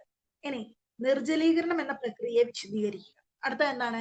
നിർജ്ജലീകരണം അല്ലെ. നമ്മൾ ചൂടുള്ള സമയത്ത് നമ്മൾ എപ്പോഴും കേൾക്കുന്നത് നിർജ്ജലീകരണം ഒഴിവാക്കുക. അതായത് നമ്മുടെ ദേഹത്ത് നിന്ന് വെള്ളം കംപ്ലീറ്റ് ആയിട്ട് പോകുന്നത് നമ്മൾ ഒഴിവാക്കുക. അതിന് എന്ത് ചെയ്യുക? ഇടയ്ക്കിടെ വെള്ളം നന്നായിട്ട് കുടിച്ചുകൊണ്ടിരിക്കുക. അപ്പൊ നിർജ്ജലീകരണം എന്താണ്? ഭക്ഷണ പദാർത്ഥങ്ങളെ അവയിലെ ജലാംശം ഇല്ലാതാക്കി ഉണക്കി സൂക്ഷിക്കുന്നതാണ് നിർജ്ജലീകരണം അല്ലെ. അപ്പൊ നമുക്ക് ഉണങ്ങിയ കുറെ ഫ്രൂട്ട്സ്, അതുപോലെ വേറെ കുറെ അതായത് ഉണക്കമീൻ, അങ്ങനെ കുറെ ഐറ്റംസ് നമുക്ക് കിട്ടും. അപ്പൊ അതിലൊക്കെ അവരെന്താ ചെയ്യുന്നത്? അവര് ചെയ്യുന്നത് അതിനകത്തെ വാട്ടർ കണ്ടന്റ് കളഞ്ഞിട്ട് അതിനെ സൂക്ഷിക്കുകയാണ് ചെയ്യുന്നത്. അപ്പൊ അതും എന്താണ്? ഒരുപാട് നാള് നമുക്ക് അത് നമ്മുടെ കേടുകൂടാതെ നമുക്ക് ഉപയോഗിക്കാനായിട്ട് പറ്റും. ഓക്കെ, അപ്പൊ അതാണ് നിർജ്ജലീകരണം എന്ന് പറയുന്നത്. ഓക്കെ, അപ്പൊ ഇത്രയാണ് നമ്മുടെ ആ ഒരു ചാപ്റ്ററിൽ നമുക്ക് വരുന്നത്. ചെറിയൊരു ചാപ്റ്റർ ആയിരുന്നു അല്ലെ. അപ്പൊ ഈ ഒരു 2 ചാപ്റ്ററും 4ഉം 5ഉം ചാപ്റ്ററും നിങ്ങൾ നന്നായിട്ട് വായിച്ചിട്ടൊന്ന് മനസ്സിലാക്കുക കേട്ടോ. ഇനി നെക്സ്റ്റ് നോക്കിക്കേ, 6ാമത്തെ ചാപ്റ്റർ നമ്മൾ നോക്കാണ് പരിസ്ഥിതി അല്ലെ. എന്താണ് പാഠം 6 പരിസ്ഥിതിയാണ് കേട്ടോ പഠിക്കാനുള്ളത്. അത് കഴിഞ്ഞിട്ട് നമുക്ക് 7ാമത്തെ ചാപ്റ്റർ പഠിക്കാനായിട്ടില്ല. പിന്നെ നമുക്ക് പഠിക്കാനുള്ളത് 8ാമത്തെ ചാപ്റ്റർ കേട്ടോ. സാംക്രമികവും ജീവിതശൈലി ജന്യവുമായ രോഗങ്ങൾ. ഓക്കെ, അപ്പൊ നമുക്ക് പാഠം 6 നോക്കാം, പരിസ്ഥിതി കേട്ടോ. ഇനി ഇതാണ് യൂണിറ്റ് 3 പാഠം 6 പരിസ്ഥിതി കേട്ടോ. നമുക്ക് നോക്കാം എന്താണ് പരിസ്ഥിതി. അപ്പൊ നമുക്ക് പരിസ്ഥിതി എന്ന് പറയുമ്പോൾ നമ്മുടെ മനസ്സിലേക്ക് ഏറ്റവും ആദ്യമായിട്ട് ഓടി വരുന്ന ഒരു കാര്യം എന്ന് പറയുന്നത് എന്താണ്? നമുക്ക് മലിനീകരണം അല്ലെ, പരിസ്ഥിതി മലിനീകരണം എന്നത് നമ്മൾ എല്ലായ്പ്പോഴും ഫേസ് ചെയ്യുന്ന വലിയൊരു പ്രോബ്ലം ആണ് അല്ലെ. അപ്പൊ നമുക്ക് പരിസ്ഥിതി മലിനീകരണം എന്നതുപോലെ തന്നെ പരിസ്ഥിതിയും നമുക്ക് എന്താണ്, നമുക്ക് മനുഷ്യർക്ക് ഏറ്റവും കൂടുതൽ അത്യാവശ്യമുള്ളതാണ് അല്ലെ, നമ്മുടെ ചുറ്റുപാടുകൾ. അപ്പൊ മലിനീകരണം എന്നാണ് പരിസ്ഥിതിയുമായിട്ട് ബന്ധപ്പെട്ട് നമുക്ക് ഏറ്റവും കൂടുതലായിട്ട് കേൾക്കാൻ പറ്റുന്നതാണ്. അപ്പൊ നമുക്ക് നോക്കാം, മലിനീകരണത്തെ നിർവചിക്കുക. നമ്മുടെ ആദ്യത്തെ ചോദ്യം തന്നെ എന്താണ്? എന്താണ് മലിനീകരണം, അല്ലെങ്കിൽ മലിനീകരണത്തെ ഒരു ഡെഫിനിഷൻ പറയാനാണ് ചോദിച്ചിരിക്കുന്നത്. അപ്പൊ എന്ത് പറയാം? പരിസരത്തിന് ആവശ്യമില്ലാത്തതും അവിടം വൃത്തികേടാക്കുന്നതുമായ ഏതൊരു സാധനത്തെയും മലിനീകരണം എന്ന് പറയുന്നു അല്ലെ. അപ്പൊ എന്തൊക്കെയുണ്ട്? മലിനീകരണം എന്ന് പറയുമ്പോൾ നമ്മുടെ പരിസ്ഥിതിക്ക് ആവശ്യമില്ലാത്തതും അതുപോലെ തന്നെ അവിടം നമുക്ക് ചവറുകൾ കിടന്നിട്ട് നമുക്ക് തോന്നുകയാണ്, നമ്മുടെ മുറ്റം വൃത്തികേടായി കിടക്കുകയാണെന്ന് തോന്നുകയാണെങ്കിൽ നമുക്ക് എന്ത് പറയാം? അവിടെ മലിനപ്പെട്ട് കിടക്കുകയാണെന്ന് പറയും അല്ലെ. അപ്പൊ മലിനീകരണം എന്ന് പറഞ്ഞാൽ നമ്മൾ ആവശ്യമില്ലാതെ വലിച്ചെറിയുന്ന ഏതൊരു വസ്തുവും എന്തുണ്ടാക്കും? മലിനീകരണം അവിടെ ഉണ്ടാക്കും. ഓക്കെ, ഇനി നെക്സ്റ്റ് നോക്കാം, എന്താണ് മാലിന്യങ്ങൾ? എന്താണ് മാലിന്യങ്ങൾ? അപ്പൊ മലിനീകരണം എന്ന് നമ്മൾ പറഞ്ഞു, അപ്പൊ അതിനെന്താവും? മാലിന്യങ്ങളും ഉണ്ടാകും അല്ലെ. മലിനീകരണം ഉണ്ടെങ്കിൽ അവിടെ മാലിന്യം ഉള്ളത് കൊണ്ടാണ് മലിനീകരണം എന്ന് പറയുന്നത്. അപ്പൊ എന്താണ് ഈ മാലിന്യങ്ങൾ? മലിനീകരണത്തിന് കാരണമാകുന്ന പദാർത്ഥങ്ങളെ മാലിന്യങ്ങൾ എന്ന് പറയും. തെറ്റായ അളവിൽ തെറ്റായ സ്ഥലത്ത് തെറ്റായ സമയത്ത് കാണപ്പെടുന്ന പദാർത്ഥങ്ങളാണ് മാലിന്യങ്ങൾ എന്ന് മറ്റൊരു തരത്തിലും നിർവചിക്കാം. ആരോഗ്യത്തിന് ഹാനികരമാണ് മാലിന്യങ്ങൾ. ഇപ്പൊ നോക്കിക്കേ, നമ്മള് ആവശ്യമില്ലാതെ വലിച്ചെറിയുന്ന എന്തും അല്ലെ, നമുക്ക് മുറ്റത്ത് നമ്മുടെ ഒരു പേപ്പർ കൊണ്ടുപോയിട്ടോ അതെന്തായി? ഒരു മാലിന്യമാണ് അല്ലെ. അപ്പൊ നമുക്ക് അവിടെ ഇടേണ്ട ആവശ്യമില്ല, നമുക്കത് ശരിക്കും വേസ്റ്റ് ബിന്നിലോ അല്ലെങ്കിൽ നമ്മൾ പേപ്പറൊക്കെ കത്തിക്കുന്ന സ്ഥലത്തോ ഇടേണ്ടതാണ്. പക്ഷെ നമ്മളത് തെറ്റായ സ്ഥലത്ത് തെറ്റായ സമയത്ത് തെറ്റായി വലിച്ചെറിയുന്നതുകൊണ്ട് നമുക്ക് അതിനെ എന്ത് വിളിക്കാം? മാലിന്യം എന്ന് വിളിക്കാം. ഓക്കെ, നെക്സ്റ്റ് നോക്കിക്കേ, വിവിധ തരത്തിലുള്ള മലിനീകരണങ്ങൾ ഏതൊക്കെയാണ് പലതരത്തിലുള്ള മലിനീകരണങ്ങൾ? ഏതൊക്കെയാണ്? വായു മലിനീകരണം, ജലമലിനീകരണം, മണ്ണ് മലിനീകരണം, ശബ്ദ മലിനീകരണം അല്ലെ. അപ്പൊ നമുക്ക് പ്രധാനമായിട്ടും പരിസ്ഥിതി എന്ന് പറയുമ്പോൾ നമ്മുടെ മനസ്സിലേക്ക് വരുന്ന എന്താ? മണ്ണ് അല്ലെ. നമ്മുടെ മണ്ണ് ഏറ്റവും കൂടുതൽ മലിനമാക്കുന്നു. പിന്നെ രണ്ടാമതായിട്ട് നമ്മുടെ ജലം അല്ലെ, നമ്മുടെ കിണറ്, പുഴ, കുളം, അതൊക്കെ നമുക്ക് ഏറ്റവും കൂടുതൽ മലിനമാകുന്നതാണ്. അടുത്തതായിട്ട് നമ്മുടെ ശബ്ദം അല്ലെ, നമ്മൾ റോഡിലേക്ക് ഇറങ്ങിയാൽ നമുക്കറിയാം വണ്ടികളുടെ ഒക്കെ ഹോണിന്റെ ശബ്ദം നമുക്ക് ശരിക്കും ചിലപ്പോൾ നമുക്ക് നല്ല തലവേദനയായിട്ട് തോന്നാറുണ്ട് അല്ലെ. അപ്പൊ ഇതൊക്കെ എന്താണ്? നമ്മുടെ പരിസ്ഥിതിയിൽ നടക്കുന്ന മലിനീകരണങ്ങളാണ്. അപ്പൊ വായു മലിനീകരണം, ജലമലിനീകരണം, മണ്ണ് മലിനീകരണം, ശബ്ദ മലിനീകരണം. ഓക്കെ, അപ്പൊ ഈ 4 മലിനീകരണങ്ങളാണ് നമ്മൾ പരിസ്ഥിതിയുമായിട്ട് റിലേറ്റ് ചെയ്ത് നമ്മൾ പറയുന്നത്. നോക്കാം, വായു മലിനീകരണത്തിന്റെ ഉറവിടങ്ങൾ ഏതൊക്കെയാണ്? വായു മലിനീകരണത്തിന്റെ ഉറവിടങ്ങൾ: ഗാർഹിക ആവശ്യത്തിന് വിറക് കത്തിക്കുമ്പോൾ ഉണ്ടാകുന്ന പുക, ഫാക്ടറിയിൽ നിന്നും വരുന്ന പുക, പടക്കം പൊട്ടിക്കുമ്പോൾ ഉണ്ടാകുന്ന പുക, കൃമികീടങ്ങളെ കൊല്ലാൻ പ്ലെയിൻ ഉപയോഗിച്ച് തളിക്കുന്ന കീടനാശിനികൾ എന്നിവ അന്തരീക്ഷത്തിന്റെ നല്ലൊരു ഭാഗവും വിഷവസ്തുക്കൾ നിറയ്ക്കുന്നു. സ്പ്രേ, പെയിന്റ് എന്നീ ലായക വസ്തുക്കൾ ഉപയോഗിക്കുന്നതിലൂടെ വായു മലിനമാകും അല്ലെ. അപ്പൊ നമുക്ക് വായു എങ്ങനെയൊക്കെയാണ് മലിനമാകുന്നതെന്നാണ് കൊടുത്തിട്ടുള്ളത് കേട്ടോ. ഇനി വായു മലിനീകരണത്തിന്റെ ഫലങ്ങൾ എന്തൊക്കെയാണ് വായു മലിനീകരണവുമായി ബന്ധപ്പെട്ട് നമുക്ക് പ്രധാനമായിട്ടും പറയാനായിട്ട് സാധിക്കും? എന്തൊക്കെ പ്രശ്നങ്ങളാണ് നമ്മുടെ വായു മലിനമായിട്ടുണ്ടെങ്കിൽ നമുക്ക് അനുഭവപ്പെടുക? ഒന്നാമതായിട്ട് കൃഷി, പ്രകൃതി രമണീയത എന്നിവ നശിക്കും അല്ലെ, നമ്മുടെ പ്രകൃതിയുടെ ഭംഗി നമുക്ക് നഷ്ടപ്പെടുകയാണ്. രണ്ടാമതായിട്ട് എന്താ? അന്തരീക്ഷ താപം കൂടുന്നു അല്ലെ, പ്രകൃതിയിൽ നമുക്ക് ഭയങ്കരമായിട്ട് താപം, ഹ്യൂമിഡിറ്റി നമുക്ക് ഒരുപാട് കൂടുതലായിട്ട് അനുഭവപ്പെടും. അന്തരീക്ഷത്തിലെ ദൃശ്യത കുറയും അല്ലെ, അതായത് വായു എന്ന് പറയുമ്പോൾ നമ്മൾ ശ്വസിക്കുന്ന വായു അതിൽ പെടുന്നതാണ് അല്ലെ. അപ്പൊ എന്താ? നമുക്ക് ഒരുപാട് മലിനീകരണം, ആരോഗ്യ പ്രശ്നങ്ങളും ഒരുപാട് ഉണ്ടാവാനായിട്ട് വായു മലിനീകരണം കാരണമാകും. ചെടികൾക്ക് പരിമിതമായ സൂര്യപ്രകാശം കിട്ടുന്നതിനാൽ ആഹാര നിർമ്മാണ പ്രക്രിയയെ ബാധിക്കുന്നു. കണ്ണിനുണ്ടാകുന്ന അണുബാധ, അന്നനാളത്തിൽ ഉണ്ടാകുന്ന അലർജി, ശ്വാസകോശ രോഗങ്ങൾക്ക് കാരണമാണ്.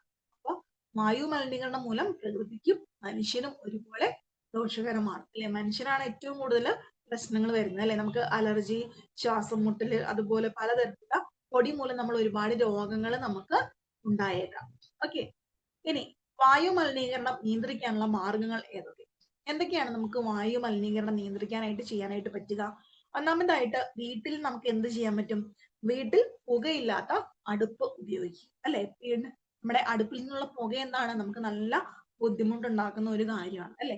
അപ്പൊ വീട്ടിൽ പുകയില്ലാത്ത അടുപ്പ് ഉപയോഗിക്കുക, പുകയില്ലാത്ത ഇന്ധനമായ ബയോഗ്യാസ് ഉപയോഗിക്കുക, സൂര്യപ്രകാശത്തിൽ നിന്ന് ചൂട് ഉപയോഗിച്ച് പാചകം ചെയ്യുന്ന സോളാർ കുക്കറുകൾ വീടുകളിൽ ഉപയോഗിക്കുക, ഫാക്ടറികളിലുള്ള ചിമ്മിനികളിൽ അരിപ്പകൾ ഉപയോഗിക്കുക, വ്യവസായശാലകൾ പാർപ്പിട സമുച്ചയങ്ങളിൽ നിന്നും ദൂരെ മാറ്റി സ്ഥാപിക്കുക, മലിനീകരണം തടയുവാനായി പ്രത്യേക ഉപകരണങ്ങൾ വാഹനങ്ങളിൽ ഘടിപ്പിക്കുക, ചപ്പുചവറുകൾ കത്തിക്കരുത്, മരം നട്ടുപിടിപ്പിക്കുകയും സംരക്ഷിക്കുകയും ചെയ്യുക. ഓക്കെ, അപ്പൊ വായു മലിനീകരണം ഉണ്ടാക്കുക മാത്രമല്ല അതിനെ എന്ത് ചെയ്യുക? ഇപ്പൊ നമ്മളൊരു പേപ്പർ കത്തിച്ചാലും അതെന്തായി? മലിനീകരണമായി, അല്ലെ? അപ്പൊ നമ്മൾ മാക്സിമം നമ്മുടെ ഭാഗത്തു നിന്നുള്ള മലിനീകരണത്തിനുള്ള പ്രവർത്തനങ്ങളൊന്നും നടത്താതിരിക്കുക. അതുപോലെ തന്നെ മലിനീകരണ നിയന്ത്രണ പ്രവർത്തനങ്ങളും ഏറ്റവും കൂടുതലായിട്ട് നടത്തുക. അപ്പൊ എന്തൊക്കെയാണ് വായു മലിനീകരണം, കാരണങ്ങൾ എന്തൊക്കെ, നിയന്ത്രിക്കാൻ എന്തൊക്കെ കാര്യങ്ങൾ ചെയ്യാം? മൂന്നും ഒരൊറ്റ ക്വസ്റ്റ്യൻ ആയിട്ട് പഠിച്ചു വയ്ക്കുക കേട്ടോ. ഇനി നെക്സ്റ്റ് നോക്കാം, ജലമലിനീകരണത്തിന്റെ ഉറവിടങ്ങൾ. അടുത്തായിട്ട് നമുക്ക് പരിസ്ഥിതിയിൽ ഏറ്റവും കൂടുതൽ നമ്മൾ ബുദ്ധിമുട്ട് അനുഭവിക്കുന്ന ജലം മലിനീകരണം പെടുമ്പോഴാണ്, അല്ലെ? നമ്മുടെ കിണറ്, കുളം, അതുപോലെ പുഴ, അല്ലെ? നമ്മുടെ ന്യൂസിലൊക്കെ കാണുന്നുണ്ട് ഫാക്ടറികളിൽ നിന്നുള്ള വേസ്റ്റ് ഒക്കെ ഒഴുകി പുഴയൊക്കെ മലിനമായി, മീനുകളൊക്കെ ചത്തുപോങ്ങി എന്നൊക്കെ പറഞ്ഞ് ന്യൂസിലൊക്കെ കാണുന്നതാണ്, അല്ലെ? അപ്പൊ അതൊക്കെ എന്താണ്? നമ്മുടെ ജലമലിനീകരണവുമായിട്ട് ബന്ധപ്പെട്ട് നമുക്ക് പറയാം. അപ്പൊ എന്തൊക്കെയാണ് കാരണങ്ങൾ? ഗാർഹിക മാലിന്യങ്ങൾ, വ്യാവസായിക മാലിന്യങ്ങൾ, കാർഷിക മാലിന്യങ്ങൾ, കപ്പലുകൾ, ബോട്ടുകൾ എന്നിവയിൽ നിന്നും പരക്കുന്ന എണ്ണ, അല്ലെ? അപ്പൊ ഇത്രയും നമ്മുടെ ജലത്തെ മലിനമാക്കുന്ന കുറച്ച് കാര്യങ്ങളാണ്. ഇനി ജലമലിനീകരണത്തിന്റെ അനന്തര ഫലങ്ങൾ. ജലം മലിനമായാൽ എന്തൊക്കെ ദോഷഫലങ്ങളാണ് നമുക്ക് സംഭവിക്കുക? എന്തൊക്കെയാണ്? മലിനമായ ജലം ഉപയോഗിക്കുന്ന എല്ലാവർക്കും, അതായത് മനുഷ്യർ, മൃഗങ്ങൾ, ചെടികൾ, വെള്ളത്തിൽ ജീവിക്കുന്ന മൃഗങ്ങളും ചെടികളും ഉൾപ്പെടെ ഈ മലിനീകരണത്തിന്റെ അനന്തര ഫലങ്ങൾ അനുഭവിക്കും. മനുഷ്യർക്ക് വയറിളക്കം, വയറുകടി എന്നീ രോഗങ്ങൾ ഉണ്ടാക്കാനും ഇത് കാരണമാകും. അപ്പൊ നമുക്ക് മനുഷ്യർക്ക് മാത്രമല്ല മൃഗങ്ങൾക്കും എല്ലാ സസ്യജാലങ്ങൾക്കും ഒരുപോലെ ഏറ്റവും കൂടുതൽ ബുദ്ധിമുട്ടുണ്ടാക്കുന്നതാണ് ജലമലിനീകരണം, അല്ലെ? മനുഷ്യർക്കാണെങ്കിൽ മലിനമായ ജലം കുടിക്കുന്നതിലൂടെ വയറ് സംബന്ധമായ ഒരുപാട് അസുഖങ്ങൾ ഉണ്ടാകും, അല്ലെ? ഇനി മൃഗങ്ങൾക്കൊക്കെ ആണെങ്കിലോ അവർക്കും അവരുടെ ആ ഒരു ആവാസ വ്യവസ്ഥ നഷ്ടപ്പെടും. അങ്ങനെ ജലം മലിനമാക്കുന്നതിലൂടെ മനുഷ്യർക്കും പ്രകൃതിക്കും ഒരുപോലെ ബുദ്ധിമുട്ടുണ്ടാക്കുന്ന ഒരു കാര്യമാണ്. ഇനി അടുത്തായിട്ട് നമ്മൾ അതിനകത്ത് പഠിക്കുന്ന ഒരു പോയിന്റ് ഏതാണ്? മലിനീകരണത്തിനെ നിയന്ത്രിക്കാനുള്ള മാർഗം, അല്ലെ? ജലം മലിനമാകുന്നുണ്ടെങ്കിൽ അതിനെ കൺട്രോൾ ചെയ്യാനും നമ്മൾ അറിഞ്ഞിരിക്കണം. അപ്പൊ എന്തൊക്കെ മാർഗങ്ങളാണ് നമുക്ക് നിയന്ത്രിക്കാനായിട്ട് സ്വീകരിക്കാൻ പറ്റുക? വ്യവസായശാലകളിൽ നിന്നും ശുദ്ധീകരിക്കുന്ന മാലിന്യങ്ങൾ പുഴയിലേക്കോ തടാകത്തിലേക്കോ ഒഴുക്കുവാൻ അനുവദിക്കാതിരിക്കുക, അല്ലെ? നമ്മൾ റീസെന്റ് നമ്മൾ കണ്ടു ഒരുപാട് മീനുകളൊക്കെ ചത്തുപൊങ്ങിയത് എന്തുകൊണ്ടാണ്? വ്യാവസായിക മാലിന്യങ്ങൾ, ഫാക്ടറികളിൽ നിന്നുള്ള വേസ്റ്റ് ഒക്കെ പുഴയിലേക്ക് ഒഴുക്കിയത് കൊണ്ടാണ്. അപ്പൊ അതൊക്കെ അനുവദിക്കാതെ അതൊക്കെ തടയുക, അങ്ങനെ ചെയ്യരുതെന്ന് അവരോട് ഓർമ്മപ്പെടുത്തുക. കക്കൂസ്, soakage pit, dumping ground, landfill എന്നിവ കുടിവെള്ളത്തിന്റെ ഉറവിടങ്ങളിൽ നിന്നും വളരെ ദൂരെയായിരിക്കും. അതുപോലെ നമ്മുടെ ടോയ്ലറ്റിന്റെ ടാങ്ക് ഒക്കെ നമ്മൾ എന്താണ്? നമ്മുടെ പ്രധാന ഉറവിടങ്ങളിൽ നിന്നും വെള്ളം കിട്ടുന്ന സ്ഥലങ്ങളിൽ നിന്നും ദൂരെ മാറ്റി സ്ഥാപിക്കുക. മാലിന്യ നിർമ്മാർജ്ജനത്തിനായി പുഴയോ കടലോ ഉപയോഗിക്കരുത്. നമ്മുടെ വേസ്റ്റ് ഒക്കെ കൊണ്ട് വലിച്ചെറിയാനായിട്ട് നമ്മൾ പുഴയും കടലും ഒന്നും ഉപയോഗിക്കരുത്. അതൊക്കെ നമ്മുടെ ഉള്ളിലേക്ക് തന്നെയാണ് പിന്നെയും ചെല്ലുക. കുടിവെള്ളം വൃത്തിയുള്ള പാത്രത്തിൽ അടച്ചു സൂക്ഷിക്കുക. പൊതുസ്ഥലത്തും കുടിവെള്ളത്തിന്റെ ഉറവിടങ്ങൾക്കരികിലും മലവിസർജനം നടത്തുന്നത് നിരുത്സാഹപ്പെടുത്തുക, അല്ലെ? അപ്പൊ എല്ലായിടത്തും ടോയ്ലറ്റും ഒക്കെ യൂസ് ഉള്ളത് കൊണ്ട് നമുക്ക് അങ്ങനെയുള്ള രീതിയിലുള്ള മലിനീകരണങ്ങൾ വളരെയധികം കുറവാണ്, അല്ലെ? എങ്കിലും അതൊക്കെ ഉപയോഗിക്കുന്ന ആളുകൾ ഇപ്പോഴും ഉണ്ട്, അല്ലെ? അപ്പൊ എങ്ങനെയാണ്? ഇപ്പൊ പൊതുസ്ഥലത്ത് മലിന വിസർജനം നടത്തുന്ന ആളുകൾ ഇപ്പോഴും ഉണ്ട്. അപ്പൊ അതൊക്കെ തടയാനായിട്ടുള്ള നിർദ്ദേശങ്ങളൊക്കെ കൊടുക്കുക. ഇനി അടുത്ത നമുക്ക് ഏറ്റവും ഇമ്പോർട്ടന്റ് ആയിട്ട് നമ്മൾ ഇന്ന് കൃഷിക്കാരൊക്കെ ഏറ്റവും കൂടുതൽ അനുഭവിക്കുന്ന ഒരു മലിനീകരണമാണ് മണ്ണ് മലിനീകരണം എന്ന് പറയുന്നത്, അല്ലെ? അപ്പൊ നമ്മൾ വിചാരിക്കും മണ്ണ് എങ്ങനെയാണ് മലിനമാകുന്നത്, അല്ലെ? മണ്ണ് മലിനമായാൽ എന്താ കുഴപ്പം? മണ്ണിന്റെ അസിഡിറ്റി നഷ്ടപ്പെടും. അപ്പൊ നല്ല ഫലപുഷ്ടമായിട്ടുള്ള വിളകളൊക്കെ കിട്ടുന്ന ആ ഒരു ഇത് വളരെ കുറയും, അല്ലെ? അപ്പൊ ഒരു 2 വർഷം കൊണ്ട് കൃഷി ചെയ്ത് ഫലം കിട്ടേണ്ട സമയത്ത് 5 വർഷം കഴിഞ്ഞാലും അവർക്ക് യാതൊരു വിധത്തിലുള്ള ഗുണങ്ങളും കിട്ടാതെ അവർ ഒരുപാട് കാശൊക്കെ മുടക്കി കൂടുതൽ, അല്ലെ, മണ്ണിന് വളമൊക്കെ കൊടുത്ത് കൃഷി ചെയ്യേണ്ട ഒരു അവസ്ഥയിലേക്ക് വരും.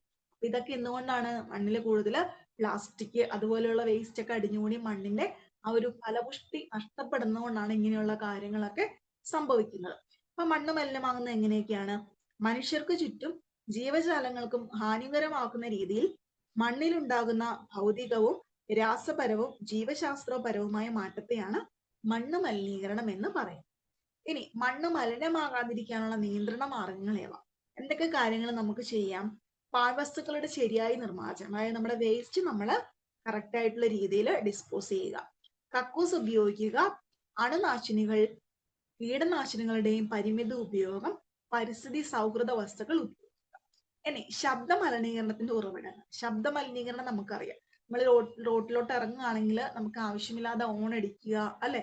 അതൊക്കെയാണ് ഏറ്റവും കൂടുതൽ. പിന്നെ വലിയ ഉച്ചഭാഷണങ്ങൾ, അല്ലെ? ഇപ്പൊ എന്തെങ്കിലും റോട്ടിൽ എന്തെങ്കിലും സമ്മേളനം പ്രസംഗമൊക്കെ നടക്കുന്നുണ്ടെങ്കിൽ വളരെ വലിയ സൗണ്ടില് ബോക്സ് ഒക്കെ വെച്ചിട്ട് പ്രസംഗിക്കുക. അതൊക്കെ ഭയങ്കര ശബ്ദ മലിനീകരണം ഉണ്ടാക്കുന്ന കാര്യങ്ങളാണ്.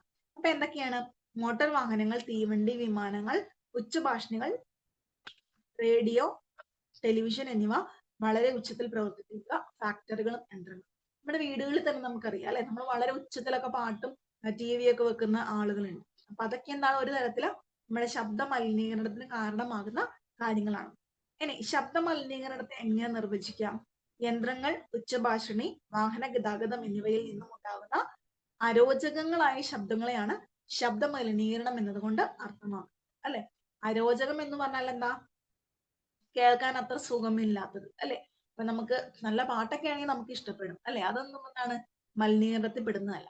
അരോചകമായിട്ടുള്ള ശബ്ദങ്ങളാണ്, അല്ലെ? കേൾക്കാൻ അത്ര സുഖമില്ലാത്ത, നമുക്ക് ഇറിറ്റേറ്റ് ചെയ്യിപ്പിക്കുക, അല്ലെങ്കിൽ നമുക്ക് മാനസികമായിട്ട്, അല്ലെങ്കിൽ നമുക്കത് കേൾക്കുമ്പോൾ ഉണ്ടാകുന്ന ബുദ്ധിമുട്ട് ഉണ്ടെങ്കിലാണ് നമ്മൾ എന്ത് പറയുന്നത്?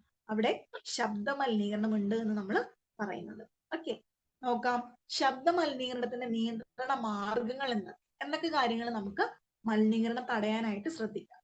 TV, റേഡിയോ എന്നിവ ശബ്ദം കുറച്ച് പ്രവർത്തിക്കുക. ഉച്ചഭാഷണങ്ങളുടെ ഉപയോഗം പരമാവധി ഒഴിവാക്കുക. ഉച്ചഭാഷണി എന്ന് വെച്ചാൽ എന്താണ്? നമ്മുടെ സ്പീക്കറുകളൊക്കെ, അല്ലെ? നമ്മൾ റോട്ടിലൊക്കെ പ്രസംഗങ്ങളും സമ്മേളനങ്ങളും ഒക്കെ നടത്തുമ്പോൾ അവിടെ ഉപയോഗിക്കുന്ന സ്പീക്കറുകളൊക്കെ, അതൊക്കെ പരമാവധി ഉപയോഗം കുറയ്ക്കുക, അല്ലെങ്കിൽ സൗണ്ട് കുറച്ച് മാത്രം ഉപയോഗിക്കുക. ശബ്ദം കുറച്ച് സംസാരിക്കുക. അത്യാവശ്യമുള്ള സമയത്ത് മാത്രം വാഹനങ്ങളിലെ ഓൺ ഉപയോഗിക്കുക. വാഹനങ്ങളുടെ എഞ്ചിനിൽ സൈലൻസർ പിടിപ്പിക്കുക. ആൾതാമസം ഉള്ളിടത്ത് നിന്ന് അകലെ മാറ്റി ഫാക്ടറികൾ പണിയുക. നഗരപരിധിക്ക് പുറത്ത് വിമാനത്താവളങ്ങൾ സ്ഥാപിക്കുക. ഇനി നെക്സ്റ്റ് നോക്കാം, പരിസ്ഥിതി അപചയം എന്നാൽ എന്ത്? എന്താണ് ഈ പരിസ്ഥിതി അപചയം എന്ന വാക്കുകൊണ്ട് ഉദ്ദേശിക്കുന്നത്? എന്താണ്? ചുറ്റുപാടുകളിൽ ഉണ്ടാകുന്ന അനുയോജ്യമല്ലാത്ത മാറ്റത്തെയാണ് പരിസ്ഥിതിയുടെ അപചയം കൊണ്ട് ഉദ്ദേശിക്കുന്നത്. മണ്ണിലും ജലത്തിലും വായുവിലും ഉണ്ടാകുന്ന ഹീനമായ മാറ്റമാണ്. അപ്പൊ പരിസ്ഥിതിയുടെ അപചയം എന്ന് പറയുന്നത് നമ്മുടെ വായു, മണ്ണ് എല്ലാം മലിനമാകുന്നു. അവയിൽ പെട്ടെന്ന് വരുന്ന കുറച്ച് മാറ്റങ്ങളെയാണ് നമ്മൾ പരിസ്ഥിതിയുടെ അപചയം എന്ന് പറയുന്നത്, അല്ലെ? പരിസ്ഥിതി കംപ്ലീറ്റ് ആയിട്ട് നശിച്ചുകൊണ്ടിരിക്കുന്നു എന്ന് പറയും. ഇനി പരിസ്ഥിതിയുടെ അപചയത്തിന് കാരണമായ പ്രധാന ഘടകങ്ങൾ ഏതെല്ലാം? എന്തൊക്കെ കാര്യങ്ങൾ കൊണ്ടാണ് നമ്മുടെ പരിസ്ഥിതി നശിക്കുന്നത്? അനിയന്ത്രിതമായ ജനസംഖ്യാ വർധനവ്, സാങ്കേതിക മേഖലയിൽ ഉണ്ടായ പുരോഗതി, അപര്യാപ്തമായ കാർഷിക രീതികൾ, മനുഷ്യന്റെ കൃത്യമല്ലാത്ത ശീലങ്ങൾ, പ്രകൃതിദത്ത കാരണം. ഇനി അനിയന്ത്രിതമായ ജനസംഖ്യാ വർധന എന്തുകൊണ്ടാണ്? ജനസംഖ്യ വളർച്ച നമ്മുടെ പ്രകൃതി വിഭവങ്ങളുടെ നാശത്തിന് കാരണമാകും, അല്ലെ? ജനസംഖ്യ കൂടിയാലും എന്താണ്? നമുക്ക് നമ്മുടെ പ്രകൃതിയിൽ നമുക്ക് വേണ്ടത്ര വിഭവങ്ങൾ ലഭ്യമല്ല, അല്ലെ? നമ്മുടെ ജലസ്രോതസ്സുകൾ കുറവായിരിക്കാം. അപ്പൊ അതൊക്കെ എന്തായിട്ട് നമ്മളെ ദോഷകരമായിട്ട് ബാധിക്കും. അപ്പൊ നമ്മുടെ ജനസംഖ്യാ വർധനം എന്താണ്? നമ്മുടെ പരിസ്ഥിതി, നമ്മുടെ മണ്ണ് എല്ലാം മലിനമാകുന്നതിനും അതിന്റെ ഉപയോഗം കൂടുന്നതിനും വളരെ പ്രധാനപ്പെട്ട ഒരു കാര്യമാണ്. അപ്പൊ ജനസംഖ്യാ വർധനവ് എന്താണ്? വളരെ ഇമ്പോർട്ടന്റ് ആയിട്ടുള്ള ഒരു ഫാക്ടറാണ്, അല്ലെ? ജനസംഖ്യാ വളർച്ച നമ്മുടെ പ്രകൃതി വിഭവങ്ങളുടെ നാശത്തിന് കാരണമാകുന്നു. ഭക്ഷണം, വസ്ത്രം, പാർപ്പിടം, ഇന്ധനം എന്നിവയുടെ ആവശ്യം വർദ്ധിച്ചു. വ്യവസായവൽക്കരണം, വനനശീകരണം എന്നിവയ്ക്ക് അവ കാരണമായി. പരിസ്ഥിതിയുടെ അധപതനത്തിലേക്കാണത് നയിക്കുന്നത്. അപ്പൊ ജനങ്ങൾ കൂടുന്തോറും അതിന്റെ സ്രോതസ്സുകൾ കൂടുതൽ വേണം, അല്ലെ? നമുക്ക് വീടുകൾ കൂടുതൽ വേണം, ഉപയോഗിക്കാനുള്ള പച്ചക്കറികൾ, ഡ്രസ്സുകൾ, അങ്ങനെ എല്ലാം കൂടി വരും. അപ്പൊ ഇതൊക്കെ കറക്റ്റ് ആയിട്ട് ഇല്ലാത്തപ്പോഴെന്താണ് അവിടെ പരിസ്ഥിതിയുടെ അപചയം എന്ന് നമുക്ക് പറയാനായിട്ട് സാധിക്കും. ഇനി സാങ്കേതിക മേഖലയിൽ ഉണ്ടായ പുരോഗതി. എന്തൊക്കെയാണ് സാങ്കേതിക മേഖലയിൽ ഉണ്ടായ പുരോഗതി? വ്യവസായ ഖനി മേഖലയിലും ഗതാഗത സൗകര്യങ്ങളിലും ആണവായുധങ്ങളുടെ കാര്യത്തിലും ഉണ്ടായ വമ്പിച്ച പുരോഗതി പരിസ്ഥിതിയെ നശിപ്പിക്കും. അപ്പൊ പരിസ്ഥിതിയിലും എന്താണ്? നമ്മൾ പുതിയ കണ്ടുപിടുത്തങ്ങൾ നമുക്ക് നടത്തുമ്പോൾ നമ്മുടെ പരിസ്ഥിതിയെ അതിന് ദോഷകരമായിട്ട് ബാധിക്കുന്നു. യുദ്ധ ആവശ്യങ്ങൾക്കായി ആണവായുധങ്ങളും ബോംബുകളും ഉപയോഗിക്കുന്നത് ഭൂമി, ജലം, വായു എന്നിവയിലെ എല്ലാ ജീവജാലങ്ങളെയും കൊല്ലുന്നു. വ്യവസായ ഖനി മേഖലകളിലെ ഹാനികരമായ വാതകങ്ങളുടെയും രാസവസ്തുക്കളുടെയും ഉപയോഗം മണ്ണിനെയും അന്തരീക്ഷത്തെയും മലിനപ്പെടുത്തും, അല്ലെ? നമ്മൾ പുതിയ ബോംബ് വിക്ഷേപിച്ചു സക്സസ് ആണോ നോക്കുന്നു, പക്ഷെ ആ ഒരു ചെറിയൊരു കണ്ടുപിടുത്തം കൊണ്ട് നമ്മൾ അവിടുത്തെയുള്ള പരിസ്ഥിതി, നമ്മുടെ ജലം, മണ്ണ് ഒക്കെ നമ്മൾ മലിനമാക്കുന്നു. അത് നമ്മുടെ ഭാവി തലമുറയിലേക്ക് നമ്മൾ ദോഷകരമായിട്ട് ബാധിക്കുന്നു. കൂടാതെ അന്തരീക്ഷത്തിലെ ഓസോൺ പാളിയിൽ വിള്ളലുണ്ടാക്കുന്നു. ഗതാഗത രംഗത്തെ എണ്ണക്കപ്പൽ, വിമാനം എന്നിവ അന്തരീക്ഷത്തെയും ജലത്തെയും മലിനപ്പെടുത്തുന്നു. അപ്പൊ നമ്മുടെ ഓസോൺ പാളിയെ കുറിച്ച് നമ്മൾ കേട്ടിട്ടുണ്ട് അല്ലെ? നമ്മുടെ ഓസോൺ പാളി എന്ന് എന്താ നമ്മുടെ പ്രകൃതിക്ക് അല്ലെങ്കിൽ നമ്മുടെ അന്തരീക്ഷത്തിന് ഒരു കവചമായിട്ട് നിൽക്കുന്നതാണ് ഓസോൺ പാളി. അപ്പൊ നമ്മുടെ ഇവിടുന്ന് പുകകള് അല്ലെങ്കിൽ അതുപോലെയുള്ള കെമിക്കൽസ് ഒക്കെ കൂടുതൽ ചെല്ലുമ്പോൾ എന്താണ്, ആ പാളിക്ക് വിള്ളലുണ്ടാകുന്നു. അപ്പൊ അതുമൂലം നമ്മുടെ ഭൂമിക്ക് തന്നെയാണ് കൂടുതൽ നാശനഷ്ടങ്ങൾ വരിക അല്ലെ? നമ്മുടെ അന്തരീക്ഷത്തിൽ കൂടുതൽ കെമിക്കൽസ് അല്ലെങ്കിൽ നമ്മുടെ വായു കൂടുതൽ മലിനമാക്കുന്നു. അതൊക്കെ ശ്വസിക്കുന്ന ആര് തന്നെയാണ്? നമ്മൾ മനുഷ്യന്മാർ തന്നെയാണ് അല്ലെ? അപ്പൊ എല്ലാ കണ്ടുപിടുത്തങ്ങളൊക്കെ നല്ലതാണ്, പക്ഷെ നമ്മുടെ ഭൂമിയെ, പരിസ്ഥിതിയെ, മണ്ണ് ഒക്കെ അതിനെ ദോഷകരമായിട്ടും ബാധിക്കുന്നുണ്ട്. ഇനി അപര്യാപ്തമായ കാർഷിക രീതികൾ. കാർഷിക രംഗത്തുണ്ടായ പുരോഗതി രാസവളങ്ങളുടെയും മറ്റു പദാർത്ഥങ്ങളുടെയും ഉപയോഗം വർദ്ധിപ്പിച്ചു. ഇത് മണ്ണിനെ ദോഷകരമായി ബാധിക്കുകയും മണ്ണൊലിപ്പിന് കാരണമാവുകയും മണ്ണിന്റെ ഫലപുഷ്ടത നശിപ്പിക്കുകയും ചെയ്യും. ഇപ്പൊ നമ്മള് കൃഷിയുടെ കാര്യം പറഞ്ഞാൽ എന്താണ്, പെട്ടെന്ന് വിളവെടുപ്പിന് വേണ്ടിയിട്ട് ആളുകൾ കുറെ കെമിക്കൽസ് ഒക്കെ ഉപയോഗിക്കും അല്ലെ? കളനാശിനികൾ, കീടനാശിനികളൊക്കെ ഉപയോഗിക്കും. അതൊക്കെ എന്താണ്, ശരിക്കും അപ്പത്തെ ആ കൃഷിക്ക് ഉപയോഗപ്പെടും, പക്ഷെ ശരിക്കും നമ്മുടെ മണ്ണിന്റെ ഫലപുഷ്ടിയൊക്കെ ഒരുപാട് കുറഞ്ഞ് കൊണ്ടുവരികയാണ് ചെയ്യുന്നത്. അത് പിന്നീട് നമുക്ക് പിൽക്കാലത്ത് കൃഷിക്ക് നമുക്ക് മണ്ണ് അനുയോജ്യമല്ലാതാക്കി തീർക്കുകയാണ് ചെയ്യുന്നത്. ഇനി അടുത്ത എന്താണ്, മനുഷ്യന്റെ കൃത്യമല്ലാത്ത ശീലങ്ങൾ. ശുചിത്വമില്ലാത്ത മനുഷ്യശീലങ്ങൾ, അതായത് പൊതുസ്ഥലങ്ങളിൽ തുപ്പുക, മലമൂത്ര വിസർജനങ്ങൾ നടത്തുക, ജലസ്രോതസ്സുകൾക്ക് സമീപത്തായി കുളിക്കുക എന്നിവ മണ്ണും ജലവും മലിനമാക്കാനായിട്ട് കാരണമാകും. ഇനി പ്രകൃതിദത്ത കാരണങ്ങൾ എന്തൊക്കെയുണ്ട്? ചില സന്ദർഭങ്ങളിൽ പ്രകൃതി തന്നെ പരിസ്ഥിതിയുടെ അപജയത്തിന് കാരണമാവാറുണ്ട്. ഭൂകമ്പം, മണ്ണൊലിപ്പ്, കൊടുങ്കാറ്റ് എന്നിവ ദോഷകരമായ പൊടി, ചൂട്, പുക, വാതകങ്ങൾ എന്നിവയുടെ വ്യാപനത്തിന് കാരണമാകും അല്ലെ? പ്രകൃതി തന്നെ നമുക്ക് ചിലപ്പോൾ ചില വാണിങ്ങുകളൊക്കെ തരാറുണ്ട് അല്ലെ?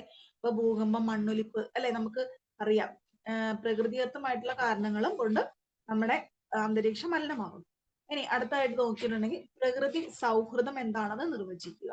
പ്രകൃതിക്ക് ദോഷകരമാകാത്ത ഉൽപ്പന്നങ്ങൾ സ്വീകരിക്കുകയും ഉപയോഗിക്കുകയും ചെയ്യുന്ന രീതിയാണ് പ്രകൃതി സൗഹൃദം എന്ന് പറയുന്നത്.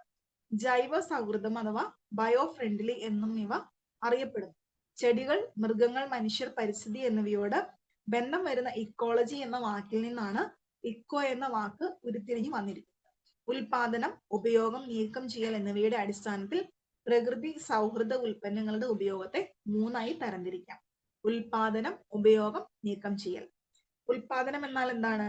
ഉൽപാദന രംഗത്ത് ഉൽപാദകൻ സുരക്ഷിതവും പ്രതിരോധ നടപടികളും ഉപയോഗിച്ച് ഉൽപാദനം നടത്തുകയും വേസ്റ്റുകൾ, ജലം, വായു മലിനീകരണത്തിന് കാരണമാകാതിരിക്കുകയും ചെയ്യുന്നത് അത്തരം ഉൽപാദനം പ്രകൃതി സൗഹൃദമായിരിക്കും. അപ്പൊ ബയോ ഫ്രണ്ട്ലി ആയിട്ടുള്ള അതുപോലെ ഇക്കോ ഫ്രണ്ട്ലി ആയിട്ടുള്ള പ്രോഡക്റ്റുകൾ ഉപയോഗിക്കുക, അതിനെയാണ് നമ്മൾ പ്രകൃതി സൗഹൃദം എന്ന് പറയുന്നത്. ഇനി എന്തൊക്കെ ഉൽപ്പന്നങ്ങളാണ് നമ്മൾ പ്രകൃതി സൗഹൃദ ഉൽപ്പന്നത്തിൽ പെടുത്തിയിട്ടുള്ളത്? എന്തൊക്കെയാണ്? ഒന്നാമതായിട്ട് പ്രകൃതി സൗഹൃദം എന്ന് പറഞ്ഞാൽ എക്കോ ഫ്രണ്ട്ലി, അതായത് പ്രകൃതിക്ക് ദോഷകരമല്ലാത്ത രീതിയിൽ ഉപയോഗിക്കുന്നത്. ലെഡ്, പെട്രോള്, ജൂട്ട്, കോട്ടൺ, അതുപോലെ പേപ്പർ ബാഗ്, സോളാർ അടുപ്പ്, ബയോഗ്യാസ്, പുകയില്ലാത്ത അടുപ്പ്. ഇനി നെക്സ്റ്റ് നോക്കിയാൽ പ്രകൃതി സൗഹൃദമല്ലാത്ത ഉൽപ്പന്നം അല്ലെ, പ്രകൃതിക്ക് ദോഷകരമായിട്ട് ബാധിക്കുന്ന കുറച്ച് ഉൽപ്പന്നങ്ങൾ, അത് നമുക്ക് എന്ത് പറയാം? ഇക്കോ ഫ്രണ്ട്ലി അല്ലാത്ത ഉൽപ്പന്നങ്ങൾ. അത് ഏതൊക്കെയാണ്? പെട്രോൾ, ശുദ്ധീകരിക്കാത്ത മോട്ടോർ ഓയിൽ, സിന്തറ്റിക് വസ്ത്രങ്ങൾ, പോളിത്തീൻ ബാഗുകൾ, പുകയടുപ്പുകൾ, തെർമോകോൾ, ഗ്ലാസുകൾ. ഓക്കെ, അപ്പോൾ ഈ ഒരു പ്രകൃതി സൗഹൃദവും അല്ലാത്തതുമായ ഉൽപ്പന്നങ്ങളുടെ ലിസ്റ്റ് തയ്യാറാക്കുക. ഈ ഒരു ക്വസ്റ്റ്യൻ നന്നായിട്ട് പഠിക്കുക. ഈ ഒരു ടേബിളിലുള്ള കാര്യങ്ങളും പഠിക്കുക. അപ്പോൾ ചിലപ്പം ഈ ടേബിള് ഇങ്ങനെ തന്നെ ചോദിച്ചേക്കാം. പ്രകൃതി സൗഹൃദ ഉൽപ്പന്നങ്ങൾ ഏതൊക്കെയാണ്, പ്രകൃതി സൗഹൃദമല്ലാത്ത ഉൽപ്പന്നങ്ങൾ ഏതൊക്കെയാണ്. അപ്പോൾ ലെഡ്, പെട്രോൾ ചിലപ്പോൾ ഒരെണ്ണം തരാം, അതിന് നേരെയുള്ള മാച്ച് ചെയ്യാനായിട്ട് ചോദിക്കാം. അപ്പൊ ഈ ടേബിൾ നന്നായിട്ട് പഠിക്കുക.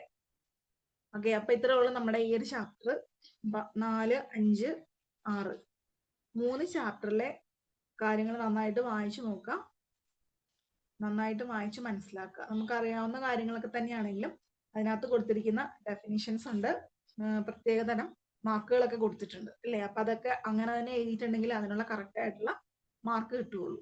ഓക്കെ, അപ്പോൾ 3 ചാപ്റ്റർ എടുക്കുന്നുള്ളൂ. അപ്പോൾ അടുത്ത ക്ലാസ്സിൽ വരുമ്പോൾ എല്ലാവരും നന്നായിട്ട് വായിച്ച് മനസ്സിലാക്കുക.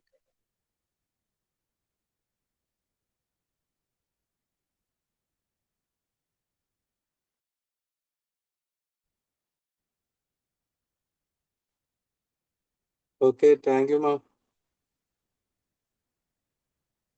Okay, thank you.